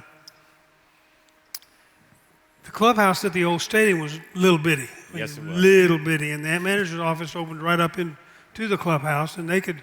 If you got up from your desk or whatever you did, they could hear it and know what you were doing. And so I went to Jeff Newman, who's my third base coach, and Jeff's a big man. And I said, Jeff, after the game, I'm going to have Albert in my office, and I'm going to have him sitting in his chair right by the door, and I'm going to leave this door unlocked. True story. And that's how I'm going to jump him. I'm really good because I want him to get the message that that's not okay, but I also want the players to know that they can tell that I'm trying to do something about it. And he sat down there, and I was shaking I called him every name I could think of at the top of my voice. And I was asking, what's your name? What's your name? What's your blanking name? My name's Joy. That's not good enough. And just on and on. Thank goodness Albert sat there and took it like a man, didn't whack me. I told Jeff, I said, I can hold him off for a little bit. I'm not real sure how long, so you get in here and stop it. So that was, but Albert, from that point on, Albert and I had a good relationship, believe it or not. And Albert was an asset to our ball club. Yeah, I'd say it was 50-50 would be an asset. Jimmy, as a young guy coming up, I know you'd known Albert a long time. Was he intimidating to other players?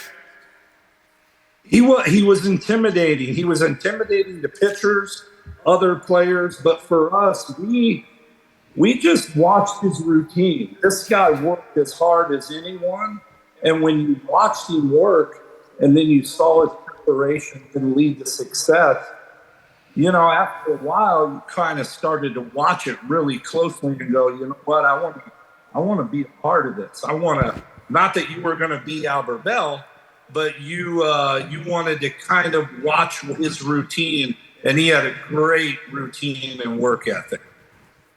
Kenny, you stood up to him, didn't you? I didn't care. Bring it. I told him to bring it on. But you're the guy that started the whole air conditioning thing. Oh, jeez, here we go.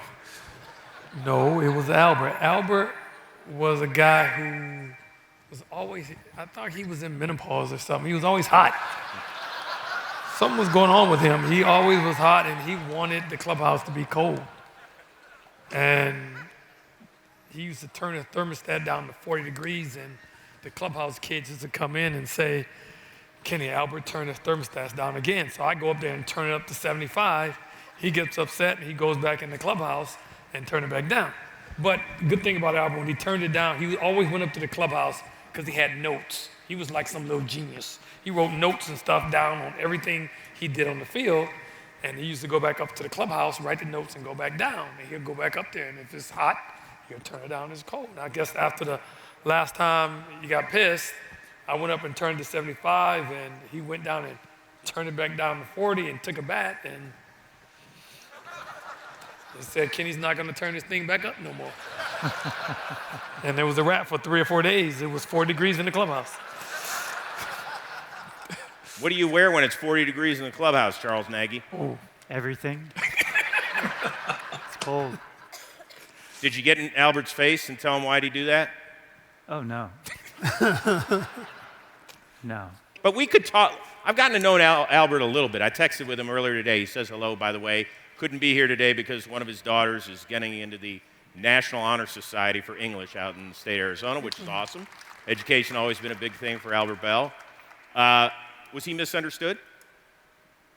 Are you asking me? I want to ask all of you. I knew Albert before I came to the Indians. Like Jimmy was talking, just his work ethic. He was a guy who just wanted to play every day. So you just kind of watch when he walked in the door to see what kind of mood he was in, whether he was in a good mood and wanted to, talk to you or play some chess with you or something like that, or if he was not in a good mood, and then you just stayed clear of him and let him go out and hit a couple homers. Throw a guy out at second base, maybe catch a few fly balls, pat him on the back. Thanks, buddy. Yeah, thanks, buddy. Jimmy, how much chess did you play with Albert Bell? None. No, not too much. I followed him in the cage a lot to see what he was doing, but he was special. You know what? Albert was unique. He was special. And our whole group, I'll be honest, for me, I'm proud to say I grew up with a bunch of teammates that not only could play the game, but they acted right. They were confident in what they did. And I think that all rubbed off on us young guys, and we were able to feed off of that. It was an absolute joy and a pleasure to be a part of that team, that whole 90s era that we all went through. So great. It was the most fun offense that we have ever seen, in part because you were hitting 6th or 7th or 8th if you went against the tough lefty. A guy who ended up hitting 612 homers is hitting 8th in somebody's lineup. I don't know what's wrong. Stupid manager. Yeah. Yeah. So let's talk about the guy who also hit 6th, 7th, or 8th, depending on a night. Was Manny really that big an airhead? Yeah, I don't think Manny was an airhead. I think Manny was. I think there were times that Manny was real insecure, and he had a great sense of humor. You just had to find out what level that sense of humor was. But Manny wasn't. I think Manny. Early in Manny's career, defensively, Manny played to not make mistakes instead of being aggressive. At the plate, he was very aggressive, which was good. But he wasn't an airhead. I've got a daughter that's an airhead, and he wasn't close to her. So. Oh, you're in trouble. Sharon's not going to be happy with you. No, my daughter's not going to be happy with me. No, my daughter's not an airhead. I just made that up. I've got 4 of them, so you can take your pick. Manny played the game hard. He just sometimes he did things that made you scratch your head. He would go around. Remember when he would go around and borrow stuff to wear from everybody else? I mean, he had a pair of chartreuse-colored long johns on that he borrowed from Jose Mesa. He'd borrow something else from another player. Danny Williams, who was one of our coaches, he wore his uniform, his pants, which were like 5 sizes too big, and that was Manny. Manny was Manny, and he pretty much didn't change.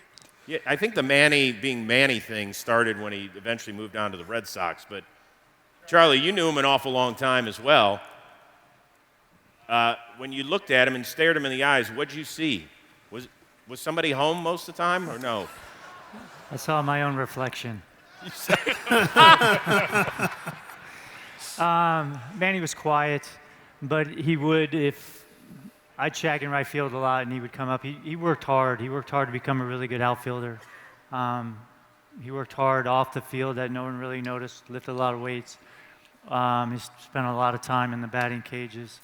But the one thing that Manny did too, occasionally he would come up, and if you were having a rough go of it, he'd pat you on the back and say, hey, you're going to be all right.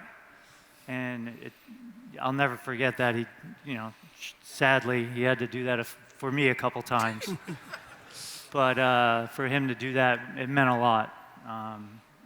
Coming from the quiet kid who played right field and hit homers. Yeah.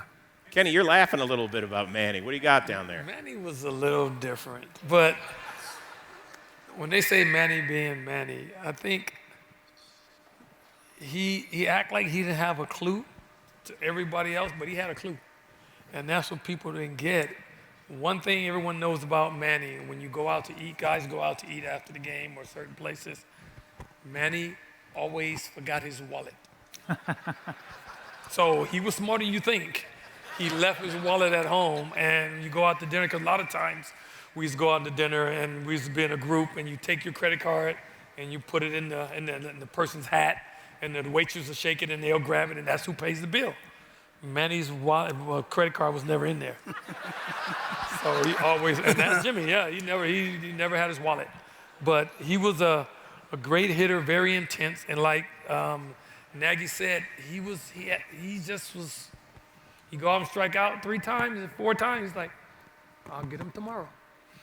That's kind of how he was. He was like, it's all right, I'll get him tomorrow. Strike out again? Nope, I'll get him the next day. And he'll get 4 home runs the next day, but that's how Manny was. Jimmy, why didn't Manny ever put his credit card in the hat? I don't know.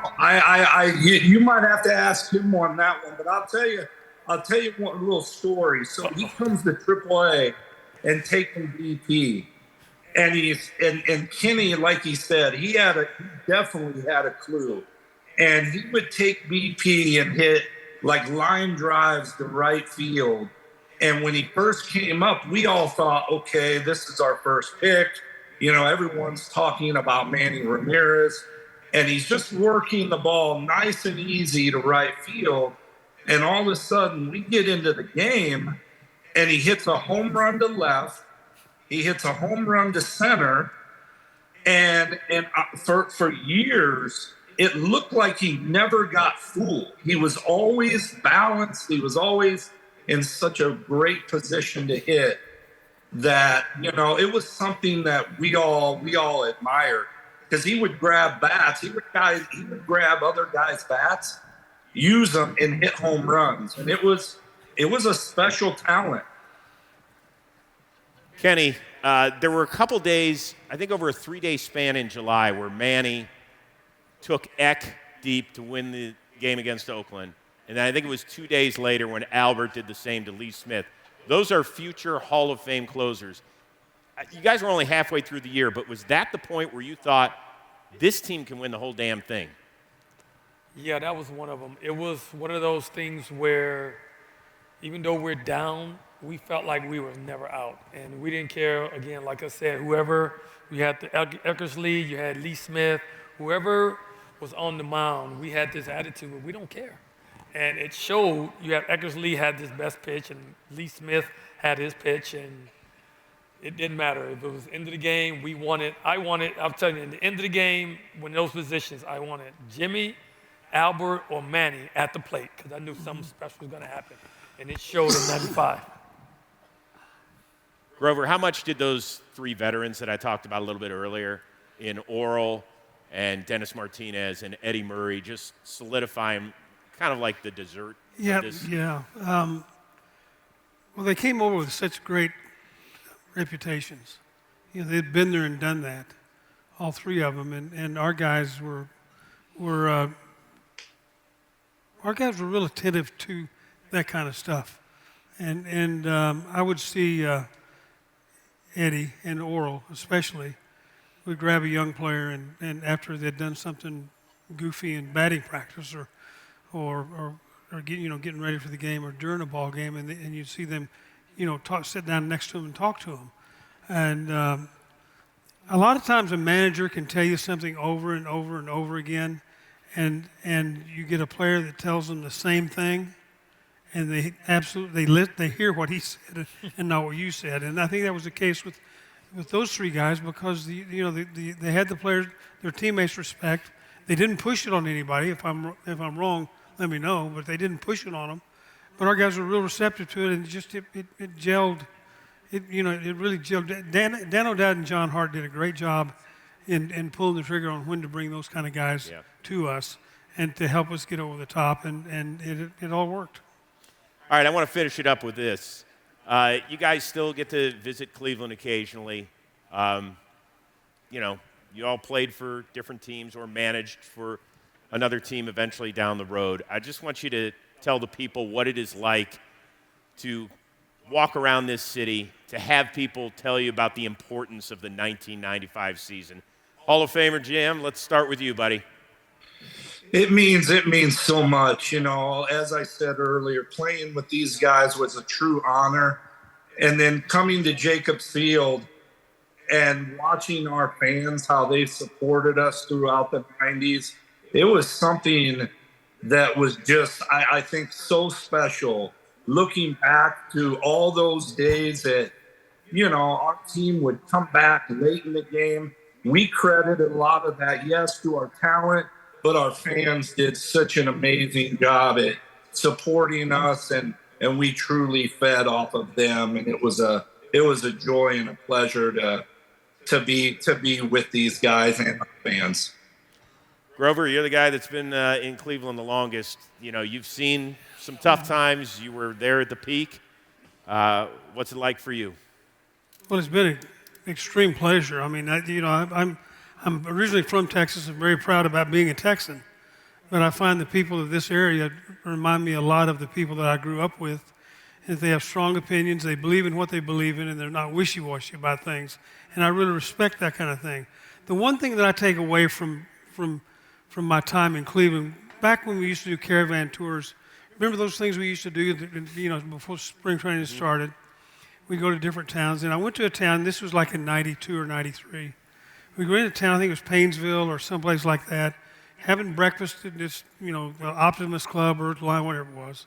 And this guy came up to me after it was all said and done, and I was standing there, and he started talking to me, and he probably in his mid-30s.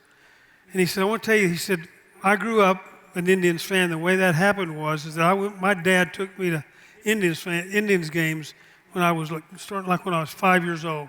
And we really bonded over that experience and came to know the game and love the Indians and be big fans. And he said, I've got a 6-year-old son that I want to do the same thing with. I want him to experience the Indians being good. And we had that special bond. And when Jimmy caught that foul ball when we clinched the division, the first thought I thought of that went through my mind was, I hope that guy's here with his son. So that's kind of what Cleveland feels like to me. It's awesome. Charlie, how about for you? When you must have a ton of people that every time you roll through this town, I know you live in San Diego these days, but bringing up 95. It was a great year. One of the things I remember the most from 94 to 95 and then beyond was not only all the excitement here with all the fans in the stadium and all the sellouts, but also how the fans traveled to Detroit, traveled to Baltimore, traveled to Boston. I think I had a beer with almost every one of them. And now coming back, I feel like I'm having a beer with all their kids that have since grown up. But by the way, y'all are probably part of the reason they've got kids. Yeah. Just letting you know. That's how much we were celebrating. But that's enough said. Keep it clean, Rose. Keep it clean. Kenny? For me, I tell people Cleveland is my second home. It truly is. And I was a young kid coming here. I mean, I went to Arizona to play basketball, but coming here and I went to the east side of Cleveland, and that really showed me that I feel like home, and fans treat me with respect, and I felt I did the same. And at the ballpark, every day after the game, I tried to sign as many autographs as I can, and it really, made me feel good when you have some grown-ups now say, well, I was a kid, and I always knew that you were going to be outside signing autographs after the game. And I just felt like I wanted to do whatever I could do to help the city of Cleveland win a championship. And I played my ass off. I did, to try to do that. I tried, yeah. So this city is dear to my heart, and I will always love this city, and I try to come back and do as much as I can for this city. I even try to do different camps for the kids in the inner city, because these kids need our help. They need our encouragement, our push to go forward, because these kids are our future, and we need to take care of them. So just do what you can to take care of our youth. Awesome. So I'm going to try to do. Great message. I'll leave it with this as we say goodbye. Jim Thome, do you still have the ball that you caught to wrap up the division in '95? I do, actually, yes. I don't know where it's at, but I do have it somewhere.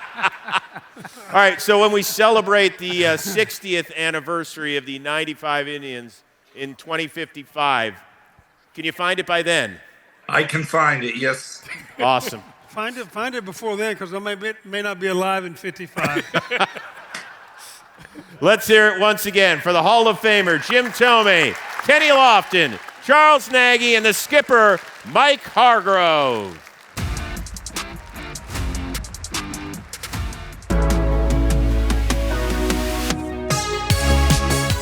Coming up, we find out what was the best moment in sports this past year. And Dan Gilbert receives the Lifetime Achievement Award when the 25th Annual Greater Cleveland Sports Awards on Rock Entertainment Sports Network returns.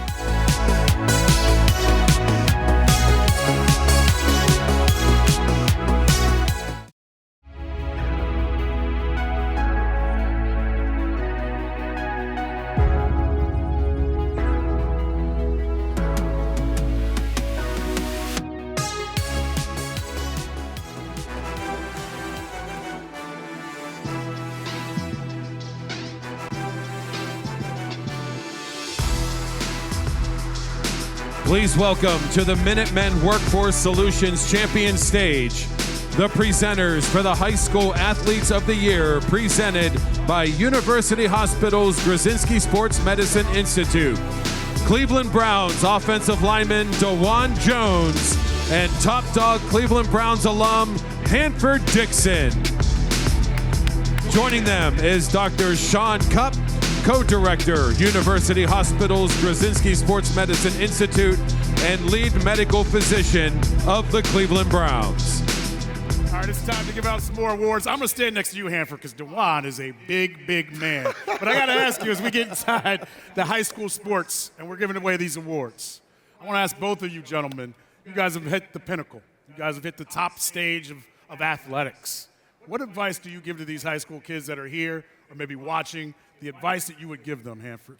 Well, I would just tell them, always believe in yourself, because I'll tell you something my mom and dad told me when I was leaving home. My dad said, always believe in yourself, because I do. So always believe in yourself. And then also what my mom did, she gave me a Bible, and she said, son, if you keep God first in your life, everything else would turn out okay. It's beautiful. DeJuan, what's the advice that you would give these young men?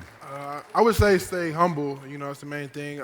One thing I always say, put your hard hat on and go to work. And, I live by that. I'm coming off an injury, and I got to do that right now. So stay humble always. All right, I got to ask you this. Ohio State just won a championship. How's that feel? It feels good. Yeah. It feels good. Coach Day got paid, and hope the team stay and win this Teal-North game. That's the only thing that matters right now. Absolutely. All right, we just got to hear the baseball men. So, Hanford, before we do this award, I got to say this to you. I've had a beer with Charles Nagy, but I grew up having a beers and one with you too. Yeah. You've been here. This has become your second home. What about this area has made you feel the way you do and why you're here still? Well, it's just the people. It's just unbelievable. Obviously, Cleveland have the greatest fans anywhere in the world. And I never will forget when I first got drafted here in Cleveland, and I said to myself, there's no way I want to go play for that team, because the Browns had just lost a game, and I think Brian Seiper threw an interception in the end zone that was intended for my buddy Ozzie. And I said, there's no way I could play for that city, because first of all, it's snow there, and I saw the fur coat you had. I saw the picture. Yeah. And I said, I don't like the snow. But I got a call from Mr. Bodell, and he said, Hanford, you want to be a Cleveland Browns? And I said, absolutely. And now, for a guy from Alabama that didn't want to come here, now you can't get rid of me. I'm still here. So. Love it. All right, you guys ready to give away some awards? Yes. Let's talk about our high school athletes of the year. Cleveland! Let's meet the finalists for the Male High School Athlete of the Year Award, presented by University Hospital's Brzezinski Sports Medicine Institute. First, the Tiger from Cleveland Heights High School. He rushed for 463 yards and 8 touchdowns in a game this year. Marquise Davis.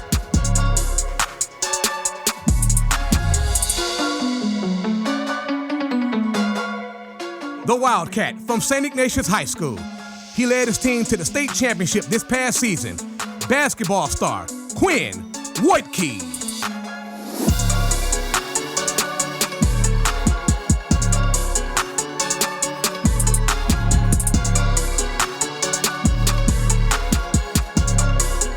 Representing the Bulldogs from Garfield Heights. He was an All-Ohio D1 Player of the Year in basketball. Marcus Johnson.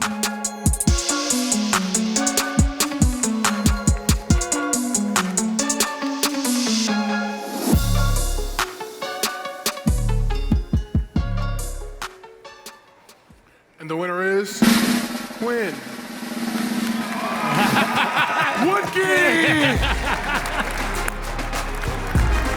Forget that drum roll. The Kent State commit led the team in scoring as a junior, averaging 14 points per game and totaling 49 assists and 43 pointers. He led the St. Ignatius Wildcats to their first state championship in basketball in 23 years.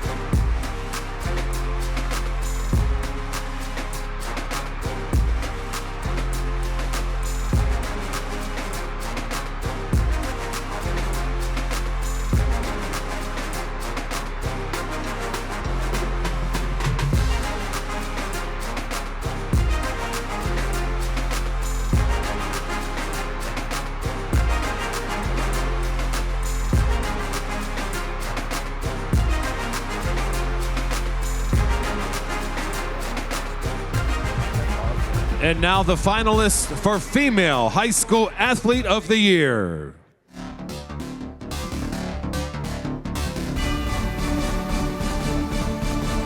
The all-time leading scorer in school history from North Ridgeville High School, Grace Kingery.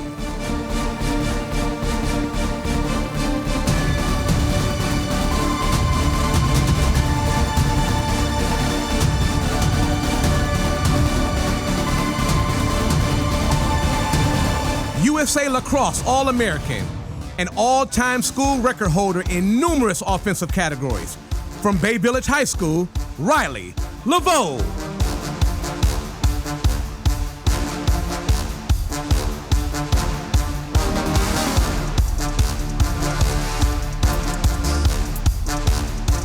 First team All-Ohio, and now a 4-time letter winner.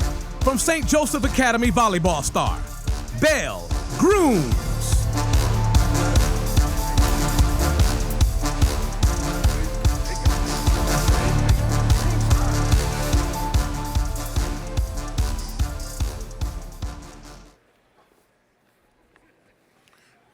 And the winner is Riley Laveau. A USA Lacrosse All-American and first team All-Ohio, Riley broke multiple school records while leading Bay Village to the OHSAA state finals. She's currently attending Kent State University and is unable to join us this evening.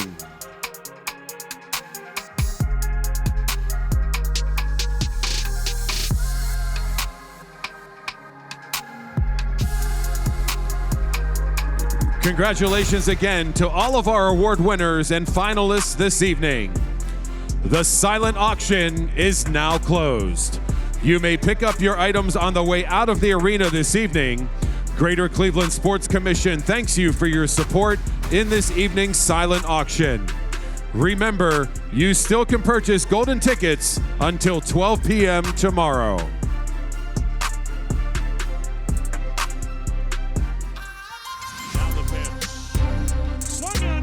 deep left field. It is gone!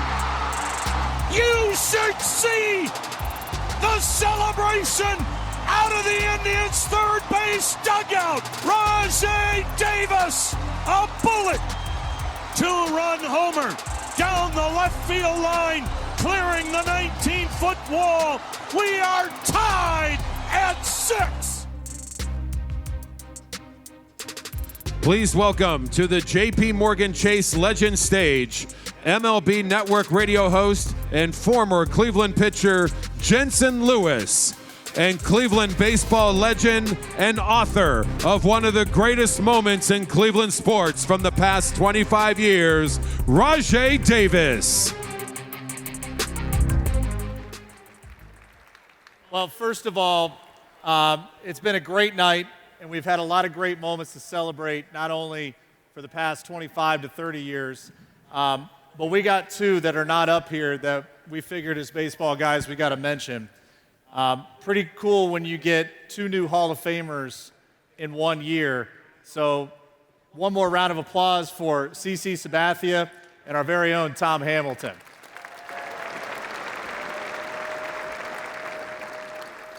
Now, the guy next to me needs no introduction whatsoever because you saw the video evidence, but it's always great to hear from the man himself. Probably the most iconic home run we've seen in postseason history for Cleveland baseball, at least in my lifetime.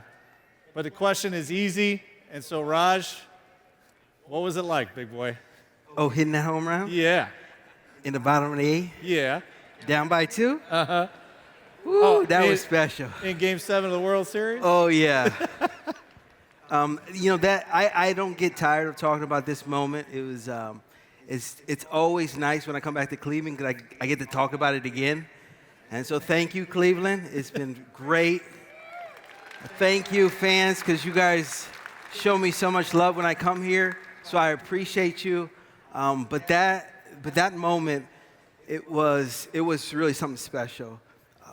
When I think of it, I think of the closest thing that even comes close to just that feeling that I had running around those bases was like when you get into a car, a small car, it's got to be 2 doors, and it's got to have the big amps in the back, booming system, right? And you put it all the way up, right?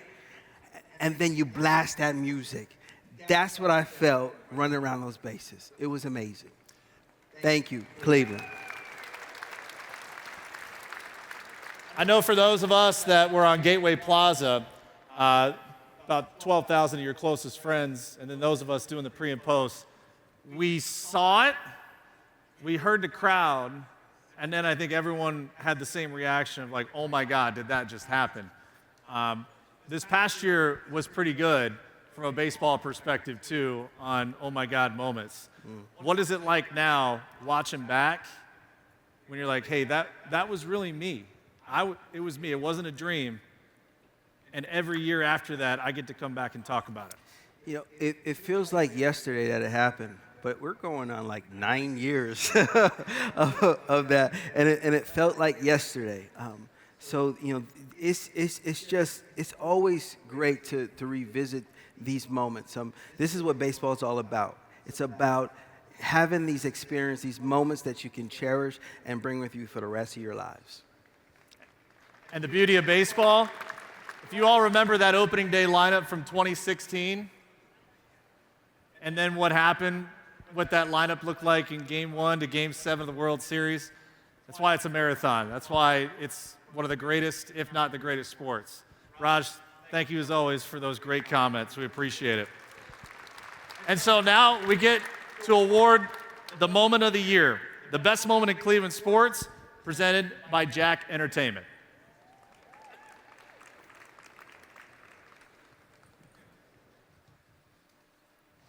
From Progressive Field in downtown Cleveland, Ohio, it is game number 1 of the American League Division Series, and we're underway at the corner of Carnegie and Ontario.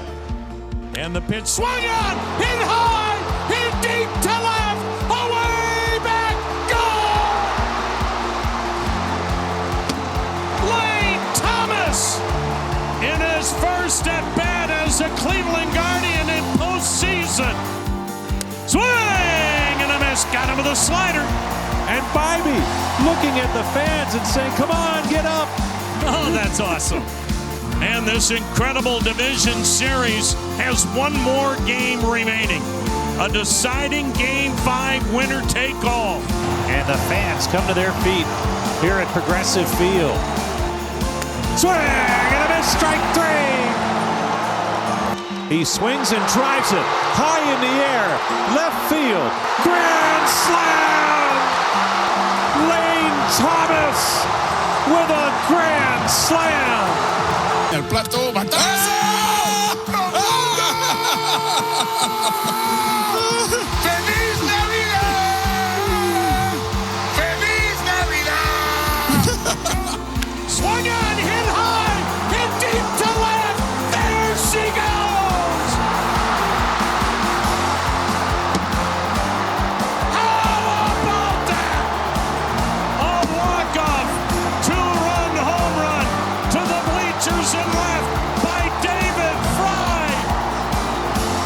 You may never see a better baseball game than this one.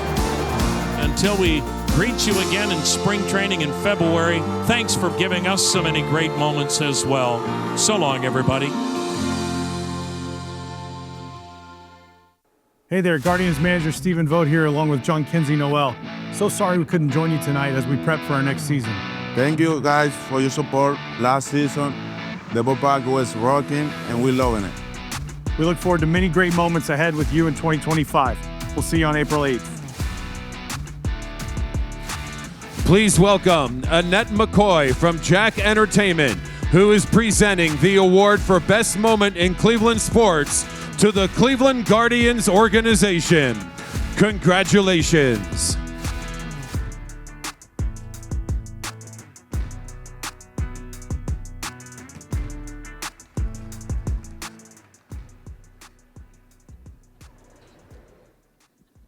Now let's check back in with Gabriella for another special award.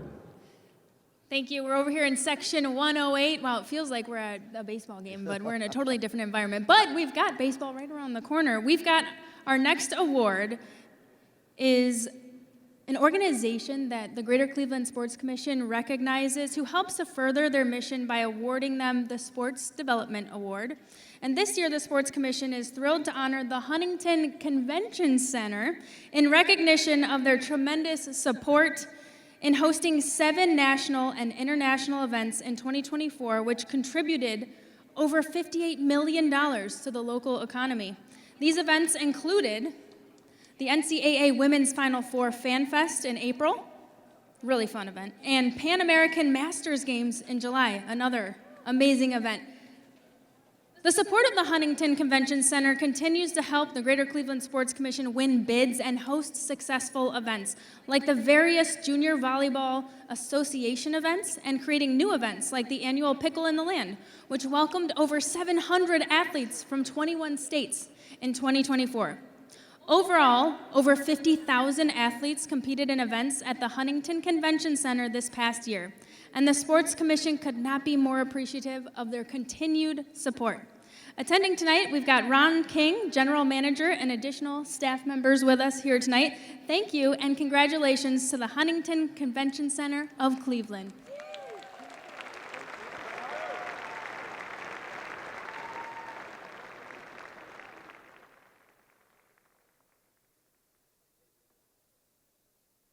I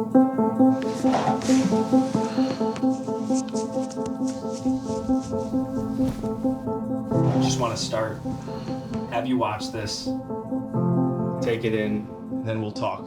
This is the beginning of a new era.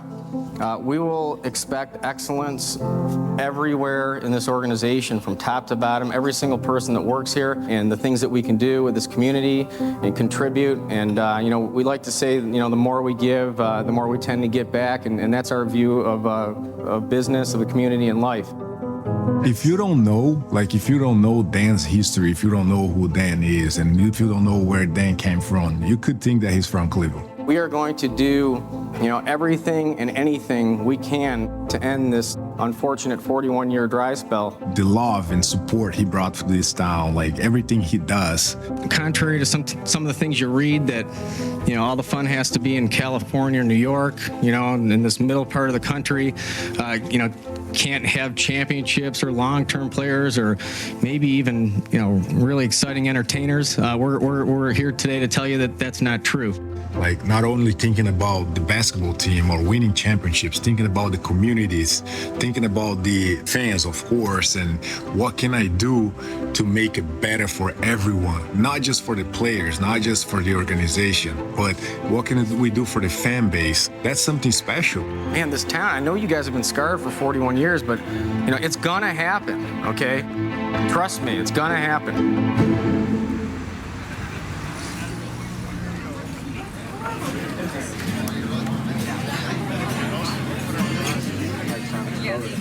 So the block. The block. That exact picture, I don't think is really in existence in terms of you can buy it. The photo that changed our world. Hey, here's to you, gentlemen. All right, cheers, boys. Cheers. And I think Clevelanders have that small town mentality, kind of what you were talking about before. Like, we're not New York, we're not Boston, we're not Chicago, we're not these huge cities, and we feel like very much a part of those teams. A lot of people don't realize this. Cleveland is the smallest city in America with professional football, baseball, and basketball. That's not an accident. It is part of the lifeblood of this community. It passes from generation to generation. It's part of who we are. We had, LeBron on the team. We have an owner coming in from out of town, and all of a sudden the rumors running rampant. Team's going to go to Vegas. Why would someone want to keep the team in Cleveland? The people that we've met, everybody from the business side, basketball side, everybody is just a very loyal, smart, hardworking group. I think we focused initially here on the basketball side, and now we want to focus on the business side and try to put some of our philosophy into that. I just look back at that time and think, wow, Cleveland, we hit the ownership lottery.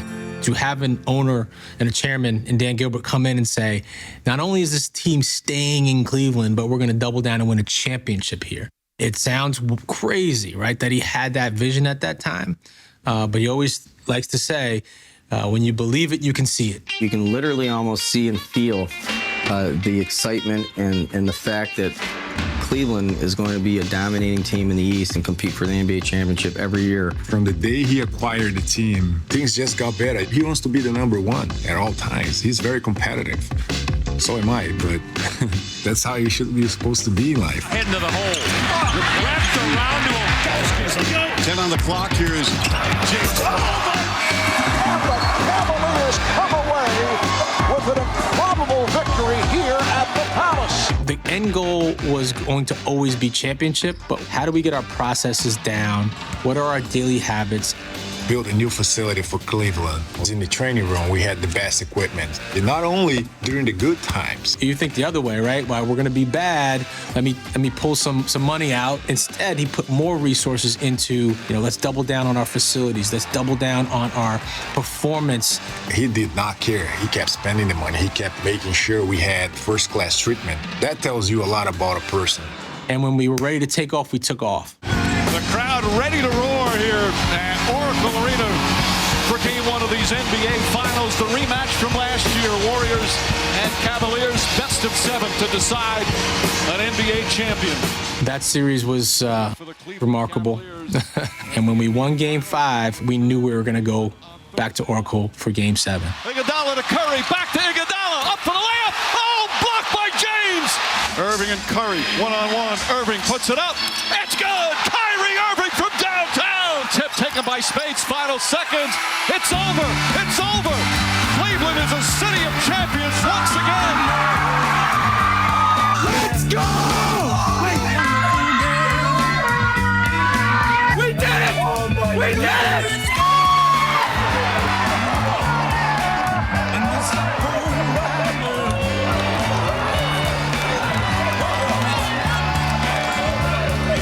That's the best video ever.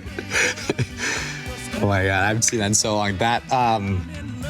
That's definitely the single happiest I've ever seen him in my life. I am so happy for the people of Cleveland, Ohio. I mean, they're here with their kids, and, the hell with that cursed BS, man. It's over. Some championships just mean more. And Dan had delivered upon his promise. It was unlike anything I've ever experienced, ever. Obviously, the day we won it was pretty nuts. But that day of that parade was just as memorable. It was a sea of people. We have 1.3 million people show up. That was the largest parade at that point in NBA history. It was 92, 93 degrees outside, and there was no violence. There were no problems. We got to the whole discussion about rings. And, Dan made the decision, we're going to give a ring to everyone. Millie Quinones scans tickets at the queue. Miguel Quinones supervises ushers. Both work part-time here. Both have rings. In this arena, everybody's a team. And so if he is able to make millions of people around Northeast Ohio, around the world now, Cavs fans happy, that is ultimately going to bring him the biggest satisfaction and joy. You kind of recognize the effort bringing huge events to Cleveland. I mean, NCAA tournament, Women's Final Four, All-Star game. The countdown is on. NBA All-Star Weekend is a little over 3 weeks away. And of course, this year, it will all take place right here in downtown Cleveland. That's pretty exciting.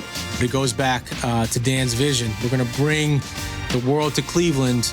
When you have an older facility in downtown and to wrap it with glass, to still it with world-class art from around the world, to make that experience incredible when you come to the game. He wants to treat the fan that sits in the first row the same way as the fan that sits in the last row, and making sure that each of them realize they have equal importance and equal equity in the success of the franchise. That leadership and that attitude has transcended into so many other people's belief. He changed the culture of the organization to make people believe.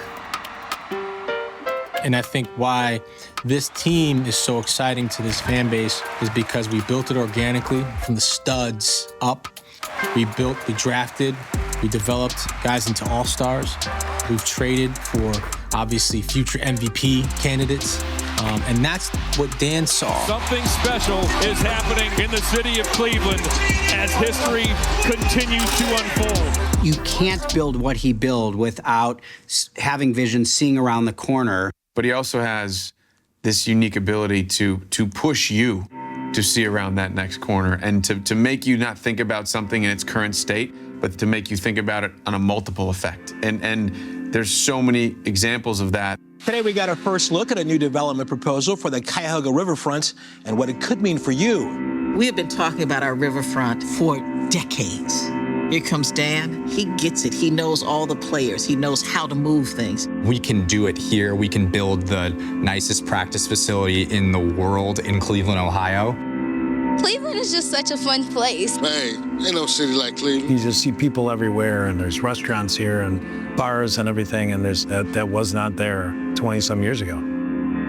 There's so many examples of that have been threaded through his ownership and his leadership of the Cavaliers. He looks at this as a legacy, and not a legacy for him, by the way. This is a legacy he views for a community. He's a great business person, which I respect immensely, but he's also a good person. None of what he's done here has ever been for himself. It's always been about everybody else. So he likes to see everybody else do well and succeed. It sort of goes back to that initial press conference, world-class organization, but how to help lift the city. And that's a direct reflection of Dan's values. As you look at how he's raised his kids over the years, I mean, it is a direct reflection of who he is as a man, a deliberate care for the human spirit. And that ultimately, at the end of the day, is Dan Gilbert.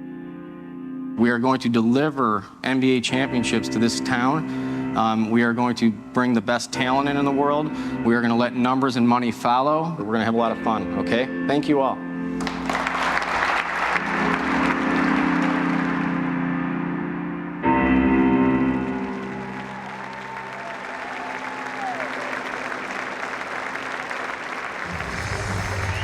Please welcome to the J.P. Morgan Chase Legend Stage, the recipient of the Lifetime Achievement Award presented by Cleveland Cliffs, Cleveland Cavaliers Chairman, Mr. Dan Gilbert, and his son, Grant Gilbert.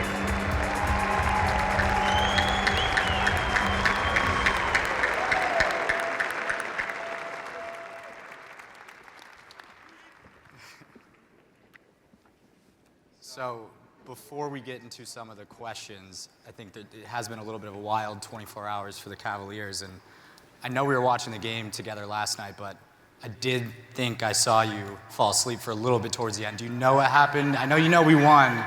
Do you know what happened? I know we won, but I did fall asleep last 2 minutes, I have to admit. Do you want, okay, so that's perfect because we have the perfect visual to show you. Garland into Niang, back to DG. GG with 2, the 3. Go! Cavs win! Why didn't you wake me up? Cavs win it! DG with a shot that will reverberate across the state of Michigan.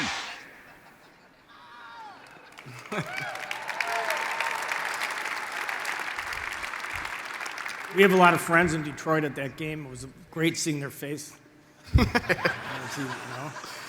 So you're receiving a Lifetime Achievement Award, although it does feel a little early for a lifetime. I hope so.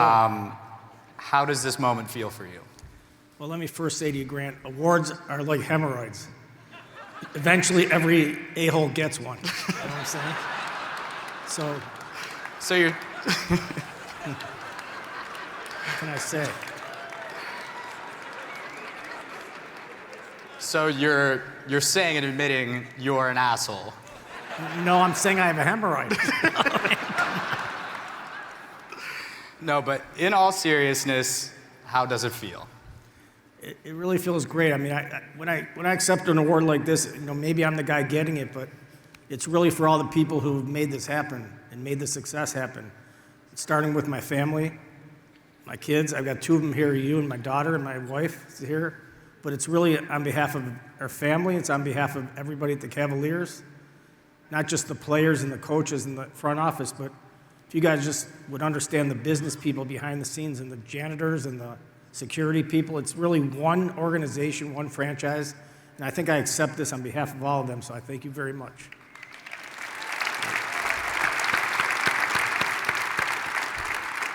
So if you do have another good 10 to 15 years, they might have to give you another one, but we'll wait until then. Is that allowed, 2 Lifetime Achievement Awards in one life? I think so. They might have to create a new rule. Okay, all right. So take us back to 2005 when you bought the Cavaliers. Why Cleveland? Why this team? Okay, well, the backstory is we actually made a bid in 2004 for the Milwaukee Brewers, believe it or not. Missed that bullet. But we lost the bid to another California buyer. And then we got a call from a banker who just said, I understand you guys are interested in a sports team. There's the Cleveland Cavaliers. The owner wants to just deal with one party. He doesn't want to auction it off. He wants to pick one party who has the resources to make it happen. And when that happened, we just jumped on it. We said, you know what? Let's go check it out. Cleveland's just a very short distance from Detroit.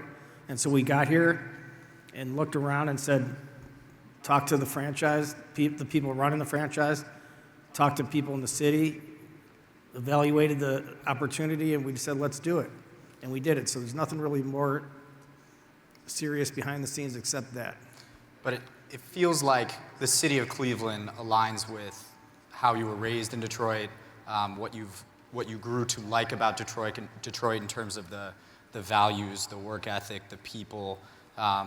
And it seemed like even though at the time they hadn't had much recent success, from what I've learned from you, you are obsessed with building things and trying to add value to things, especially when it's aligned with cities and areas and people that align with the values that you have. Was that intentional? Was that interesting to you? Well, it was definitely interesting. For sure, Midwest values, I know people kind of talk about that in a cliche manner, but I really think it's true because I've experienced that in Detroit and also in Cleveland. People, they work hard, the work ethic is there, they have great character, integrity, values. I think that is true in all Midwest cities, or at least Cleveland and Detroit. Now, we're very Lake Erie centric. We love Lake Erie, so sooner or later we may have to do something in Buffalo, I guess.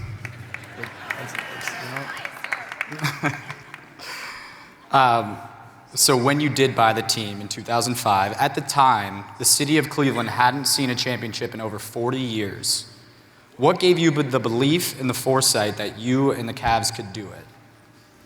Well, I think, Grant, if you go back just to our business history, whether it's a business or whether it's a sports team, I think if you have the belief you're going to bring the right culture to the place and you're going to hire the right people, good things are going to happen. I almost view culture, it's like a garden. If you have the right soil, you have the right water, you got sunlight, you have fertilizer, the seeds are going to thrive. And I think that's what happened in businesses, and that's what happens with the franchise, and I think we see that with Cleveland, at least with the Cavaliers here. Yeah. Yeah, that's worth a clap or two. Thank you.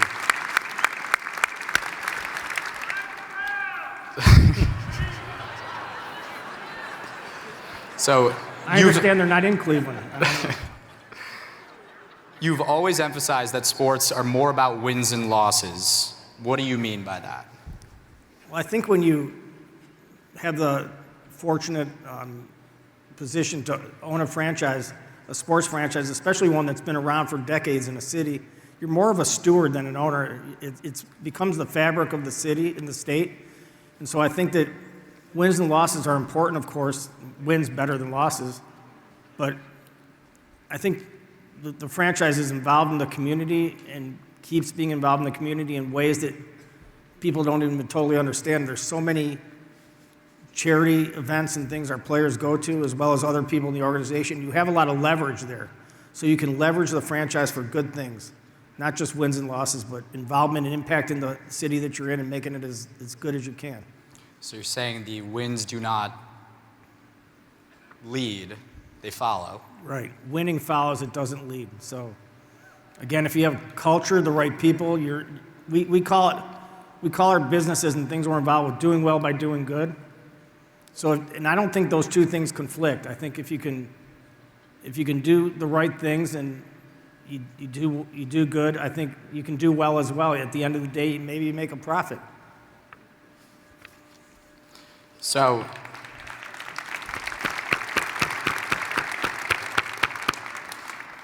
I got to get my questions off quicker. There's going to be too many claps. Sorry, you're doing good.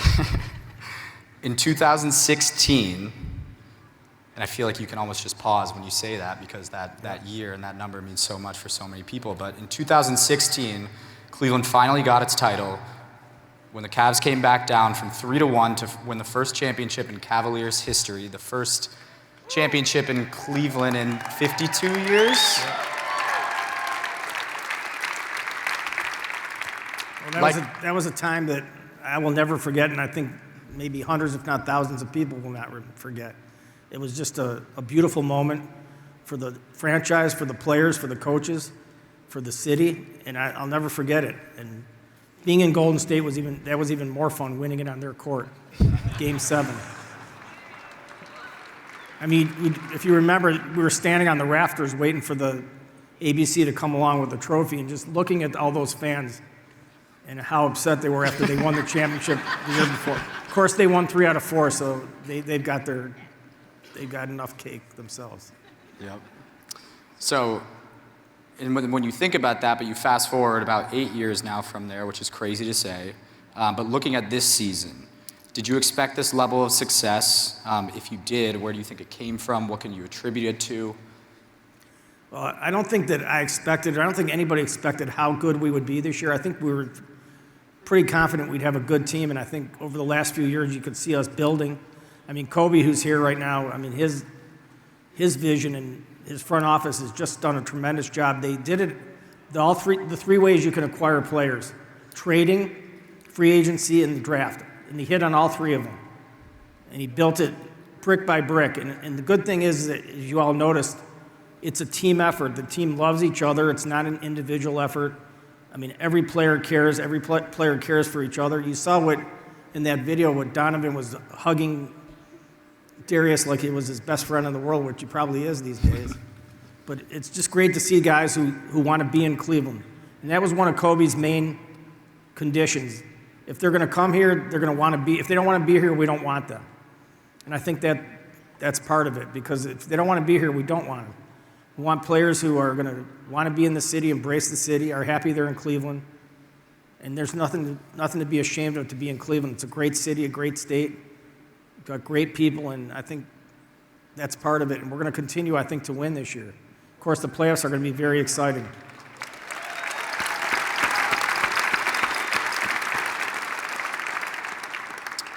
So beyond the Cavs, you've invested heavily in the city, like the video showed a little bit, but with large Rocket offices, you've had casinos, you've done a lot of real estate, and now the sort of pinnacle of all of that, the development on the riverfront. In Detroit, you've done a lot of the same, but why was it important for you to also invest here? Well, I think one investment leads to the next, leads to the next. There's threads that, we call it threads that kind of stick out and make it obvious. But when we originally bought the Cavaliers, we moved 600 or 700 Rocket Mortgage people over to Cleveland because we wanted to leverage kind of the sexiness of owning a sports franchise to hiring great people. And we did find 600 great people in Cleveland who are still there today working that office. And that office is highly successful, by the way, so we're excited about that. So the Cavs leveraged our decision to move the office here, and then the casino opportunity just kind of popped up, and we thought that we could get the vote in Ohio to make it happen. We didn't think that people from Ohio would get it through because people in Ohio were like, there had been 3 or 4 elections where they tried to get it through and it didn't get it through, and I think people were kind of jaded, so I think it took people from the outside to come in and say, we actually could get this through and made it happen. So no longer in that business, but we're excited that it was able to come to Cleveland and benefit the city, I think, with jobs and taxes and everything else. And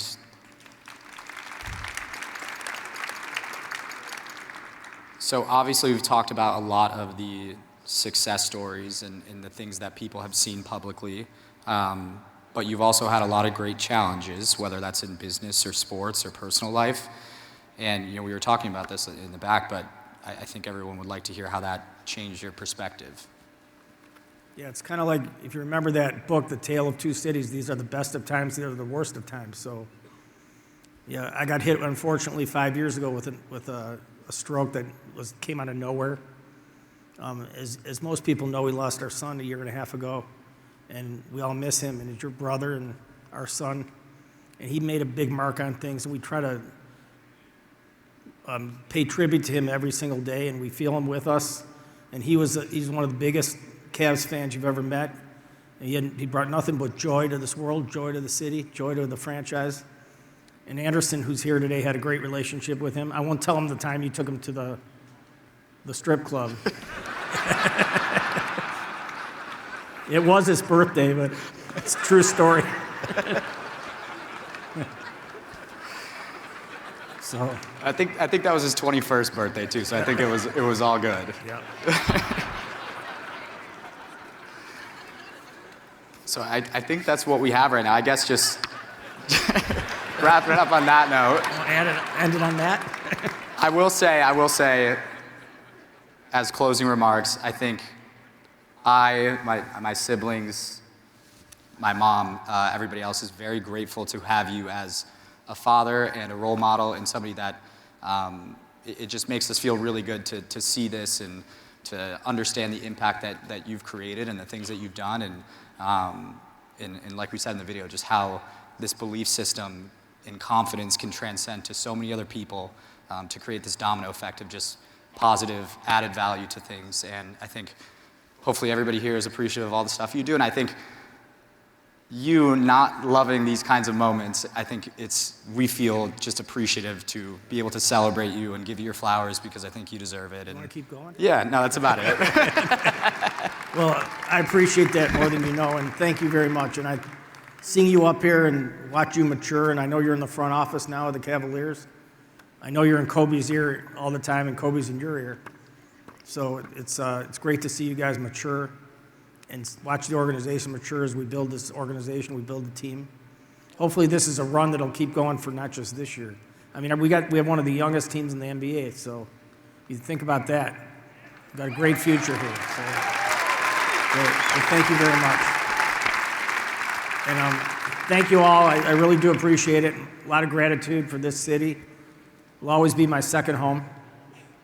Not a lot of people can say that. What's your second home? Cleveland. So. Awesome.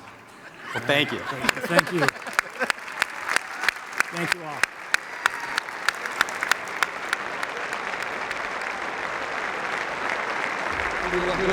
I'd like to really congratulate Dan Gilbert.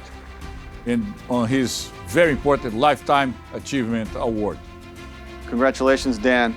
You can see the positive impact that Dan has had on the greater Cleveland area, not only by looking up in the rafters and seeing the championship banners hanging here, but by looking around the arena and the surrounding downtown Cleveland area to see the tangible effects of the time and efforts that Dan has poured into the city.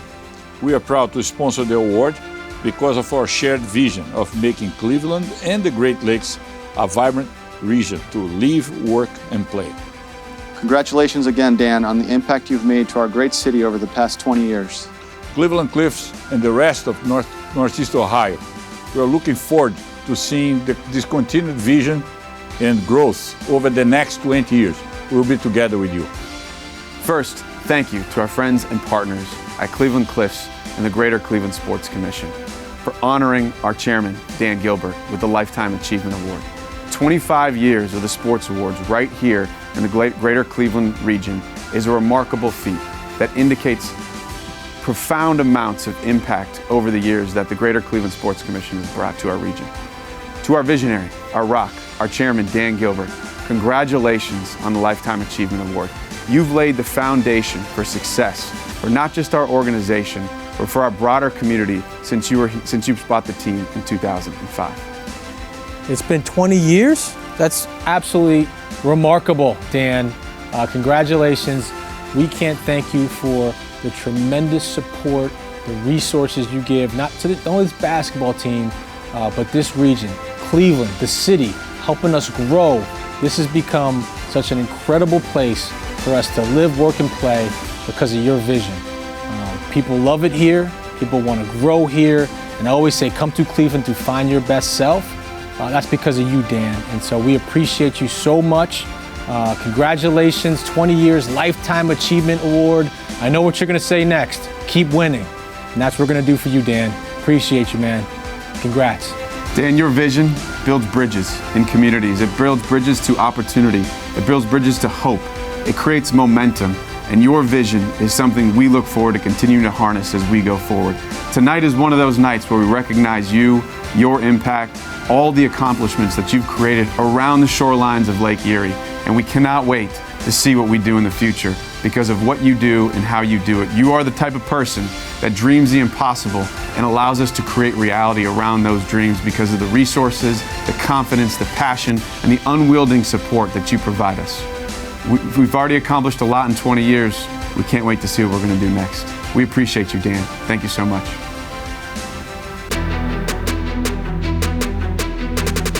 Greater Cleveland Sports Commission would like to thank Rocket Mortgage FieldHouse, NPI Audio Visual, Aramark Event Source, and Rock Entertainment Sports Network for their assistance in making this evening's event a success.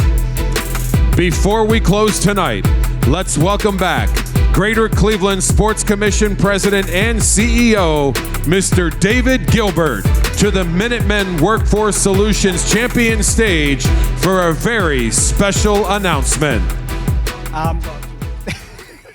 Thanks, Fred. I just want to thank the Cavs again and Dan for being here. It just means so much that he would be here with us, so thank you. I'm joined not only by Bob, but Fred DeSanto, Doug Neary, 2 past chairs. In 25 years of this organization, we've only had 5 board chairs, and I personally have been an incredibly lucky person to have these kinds of people behind me. We just, every year we talk about the events we bring in, economic impact, and that's our biggest measure. We measure the direct spending of events that we bring to town that wouldn't have been here had our organization not been here. And it's derived by hundreds of thousands of people coming here. Those people bring in taxes, create jobs. They bring hundreds of thousands of people who see Cleveland differently. And when we win, we know this community can beat anybody. And just a few weeks ago, we landed our latest event, a large USA fencing event that'll take place at our convention center in 2026. And in 25 years, that put us over the top of over $1 billion in this community that would not have been here if we hadn't been here. So it's a fun way for us to end this night. Thank you all for being here, for your support of our organization.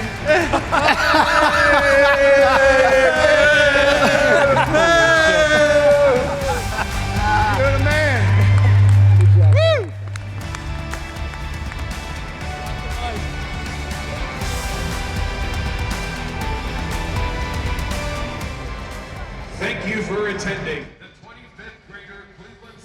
And what a way to end the night. The 25th Greater Cleveland Sports Awards, celebrating 25 years and $1 billion generated since 2000. That was a special announcement just now with the confetti flowing from David Gilbert, the CEO of the Greater Cleveland Sports Commission. Billion with a B.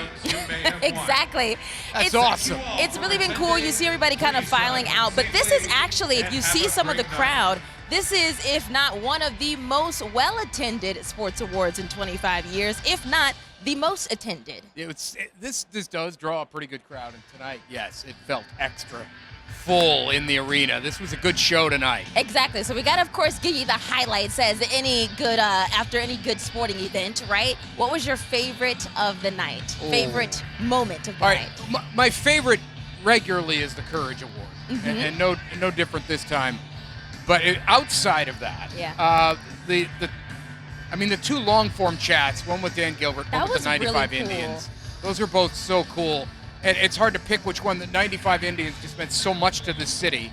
Dan Gilbert obviously means so much to this city with what he has done for the Cavaliers organization, and of course, topping it off, the 2016 NBA Finals. I shouldn't say they're back again. The Cavs have rebuilt. They're right back in it, but that was obviously the crowning achievement to this point. I know, and what's really cool, too, is I don't know if it was, somebody wrote these jokes for them, but everybody had really good jokes tonight, from Dan Gilbert and his son to also the American League Championship winners, the 1995 Cleveland Indians, from Charles Nagy to Kenny Lofton.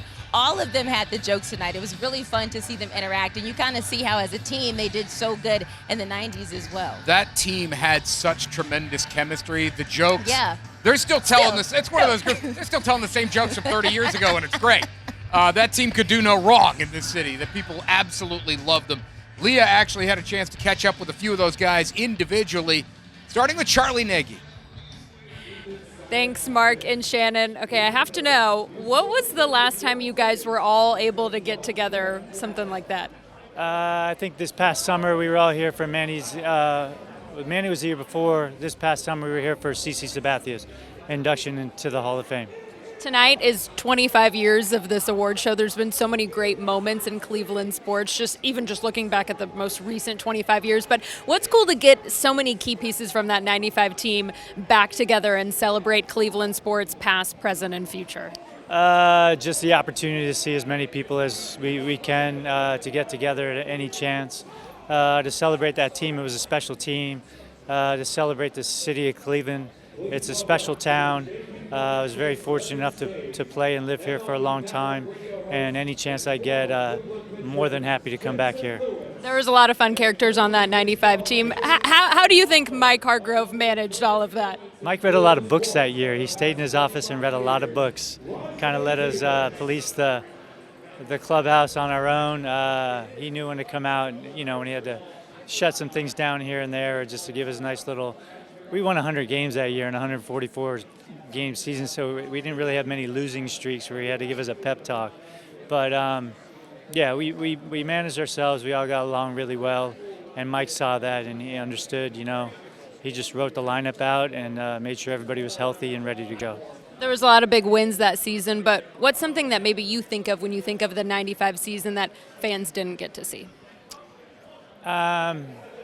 Obviously, us winning it all. I mean, that was one of the biggest disappointments, 95, 97. We had great teams throughout the 90s, and to have two opportunities to win the World Series and bring a championship back and not being able to do it, it's, that's always going to stick with me, stick with all the guys on those teams, and disappointingly so. But, other than that, we had, we brought a lot of excitement to the city. We brought other championships other than the World Championships, and I'm proud of the teams I played on and the guys I played with. Is there a certain moment from the clubhouse or one of the moments behind the scenes with the guys that stands out to you? Not really. We all got along really well. Obviously, we had a lot of characters on that team. Everybody just kind of did their own thing, but it all meshed. It was crazy how it all meshed. It's hard to get 30 guys together in a room and to get along and with one task at hand. That was to win as many ball games as we could, and we were able to do that. What's fun about getting to watch the Guardians team now, especially the run we saw from them last season? It's fun to watch because they're so young and just the way they play the game. I've had the opportunity to do the radio for a few of their games, and obviously we come back in the summertime and watch a few of their games, and just I know a lot of the coaches. Just the way they play the game. I mean, they play the game hard. They're in it through the ninth inning. Everybody knows that. A lot of comeback wins for them also. And they're just young, and they have a lot of energy and the enthusiasm that they bring to the park every day. It's just fun to watch. They have a good fan base supporting them too, which I know you know a lot about. Yeah. Thank you so much for taking a few minutes, Mark and Shannon. We'll go ahead and send it back to you. And to hear them talk about how he even just said he was disappointed that they couldn't take it all the way. But I think what we really remember is we're able to look back on those really cool moments. Even if you didn't win the championship, even if you didn't win the World Series, you still gave us quality moments. They were never out of a game. No. That team scored so many runs and hit so many home runs. That is where the magic of Jacobs Field really started. And I said Jacobs Field because that's what it was called then, when they really turned that into a magical place. And there were so many times that they were down, they were out, and then, no, they're not, because they score 10 million runs, and everyone's an all-star, and they hit a ton of homers. And that's just the thing. They weren't just good. Yeah. They were wildly entertaining to watch. Nagy, by the way, one of the beginning of the building blocks of that team. He came up with them, made his major league debut when they were still at the old stadium, when they were terrible, and he was there through the whole time. And just, he is a Cleveland Indian, now Cleveland Guardian, but he's a Cleveland baseball player through and through. And what's really cool is he talked about how young the team is, the Guardians now, and even how young they were, and you have those building blocks, and you're really able to build upon that to get to championship level that we hope to get to again. They made it to baseball's Final Four. They were playing ball when a lot of teams were sitting at home, and they've got some good young players. They're not going away. Baseball season's starting up here soon. Yeah, less than 60 days, by the way. Of course, we get more of the highlights from the 25th Greater Cleveland Sports Awards coming up after this.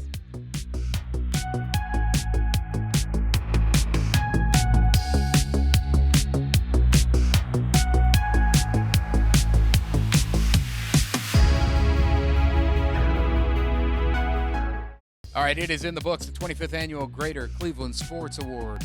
Winding down here, me, you, talking in the booth. We just had Leah having a great conversation with Charlie Nagy. We're going to go back to the red carpet where she's at, another member of the 95 Indians.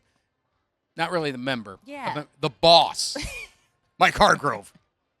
Mike Hargrove, thank you so much for joining me. What was it like for you to see those guys all together on the stage reuniting? It's a lot of fun to see them together after all these years. Now, we've seen each other, off and on throughout the years, but it always amazes me how well they got along then and how well they get along now.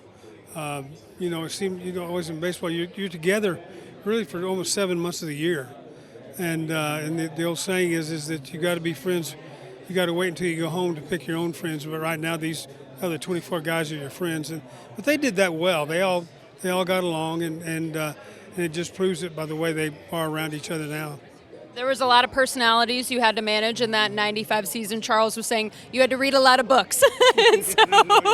What kind of helped you through working with those guys that season? Well, that's a good question. Probably ignorance helps. I really think that my faith in God helped a lot, and relying on Him to help me over the rough spots and keep a positive attitude about things. I think I wasn't afraid. I wasn't afraid of confrontation, and I think that it goes a long way to handling that. And there were just times to do one thing, and another time you do the exact opposite, and it seems to work. And the only explanation I have is it was the Lord's hand saying, "Mike, don't do that now. Don't do that." So, yeah, it worked. That's all I can say. Stephen Vogt had a lot of success in his first year as a manager here in Cleveland, but if you had one piece of advice you would offer him going forward, what would that be? Continue to do what he's done. It's real obvious he's a good people person.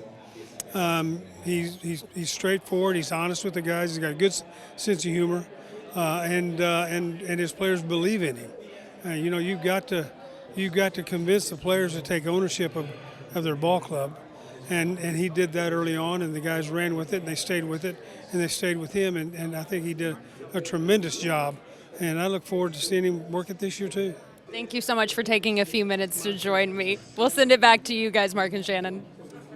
Thank you, Leah. I will go to my grave saying he should have been the manager of the year in 1995. They gave it to Lou Piniella, who had a fine year with the Mariners, but they won 100 games. They only played about 140 that year. And, at that point, the Cleveland Indians hadn't been to the AL, they didn't even have an ALCS the last time we were in the playoffs. How did he not win that award? It's a travesty. I think what's really cool, too, is he said, they asked, how did you know you had a special team? And he said it wasn't until 95, it was August of 1993, that it was other players and other coaches that were coming up to him saying, hey, you got something special, and that's what he realized. And that's what it takes sometimes as a leader, is that forethought, right, to know you got a good team on your hands. When the guys you're playing against are telling you how good you are, exactly. You're good. You're good. They weren't cocky. They were confident, is what they said. Oh, they were all so cocky. Listen, we've got more highlights on a special night here in Cleveland from the 25th Greater Cleveland Sports Awards.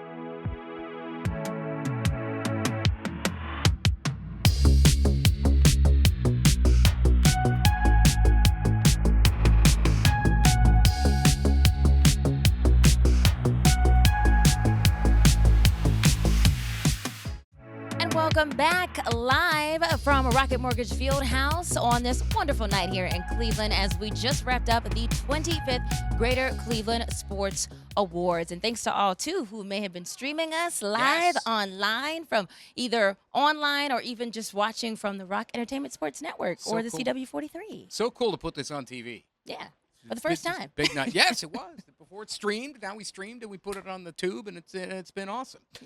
Leah's actually not done talking with the 1995 Cleveland Indians. Kenny Lofton paid a visit. Thanks, Mark and Shannon. Kenny, thank you so much for taking a couple minutes to join me. What was it like to be able to gather with those guys up on the stage, reflect on some of the fond memories of that 95 team? I mean, it's always fun to look back and understanding that we had fun there and we had a great team. And once you look at what went on during that time, it was something special, knowing that the Indians at that time haven't been in the playoffs since 1954. So for that celebration for the city of Cleveland, it was awesome just to be a part of and see the fans and everyone going crazy to have an opportunity to be in the playoffs and be in the World Series. You guys had a lot of special seasons, but when you look back, is it the 95 one that stands out to you the most? Yeah, it does, because again, we had to go through adversity and just understanding that people didn't expect us to go, do what we did, and for us to grow as a team and young athletes and players, we felt like it was the time, and I think it was the joy from us for the city, because the city of Cleveland didn't have anything to cheer about, and we gave them that opportunity and see what it was all about. For this next generation of Guardians fans, what would you want to tell them about the 95 Indians? I would tell them, go look at some video, because you'll see the highlights and how we played the game. It was different than the way the game is today. The game is today is about home runs or strikeouts, or the pitchers throw 3 to 4 or 5 innings. Now, back then, we had pitchers can throw 9 innings, 7 to 9 innings, and you had hitters that hit over 300. They hitting 200, and they think they're special right now. So, but, I just want people to see the way we played the game. It was different than it is today, and they need to see the excitement and how we played the game with fun, but we played it with that grit and grind and go out there and get them attitude. What is it like when you guys all get together, not on stage, off camera, when everybody's out hanging together? What are some of the memories that come to mind, and why is it so important to maintain those relationships all these years later? Because, again, we were young guys, and we did something special, and just to be able to come back and reflect, and the stuff we bring up and we talk about, some people would love to be a fly on the wall, because you could let us in. You could tell us. Again, fly on the wall. I need the rest of the crew there so you can get the stories, because you want to hear from me, and then people might not think it was the truth, but it is. And but it's just something to just reflect on, something that we were part of something special here in Cleveland, and we never want that to die. We want that to always be a memory in people's memory bank. Special getting to see you guys all get together tonight. Thank you so much for your time and joining me. Mark and Shannon, we'll send it back to you. All right, thank you, Leah. Kenny, one of the fan favorites from those teams. We are back in a flash to wrap this show up.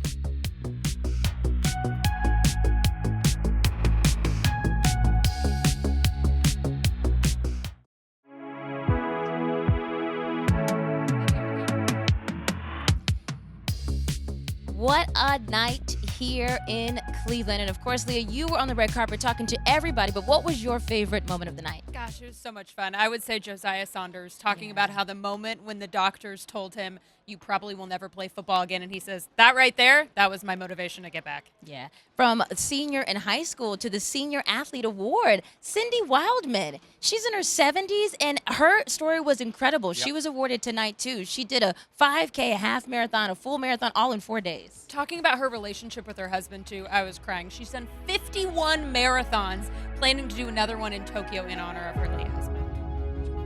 You almost went to tears in that interview. I did. I came back and told you, Mark. It was just beautiful, and her piece of marriage advice about finding your best friend, and how when he was even wheelchair bound, he would come and watch her swim at the lake and cheer her on. And those are just the inspirational sports stories. All right. It has been a night here at Rocket Mortgage FieldHouse. Thanks for stopping by and joining us. It has been a whole lot of fun with Leah Doherty, Shannon Smith, and Mark Schwab.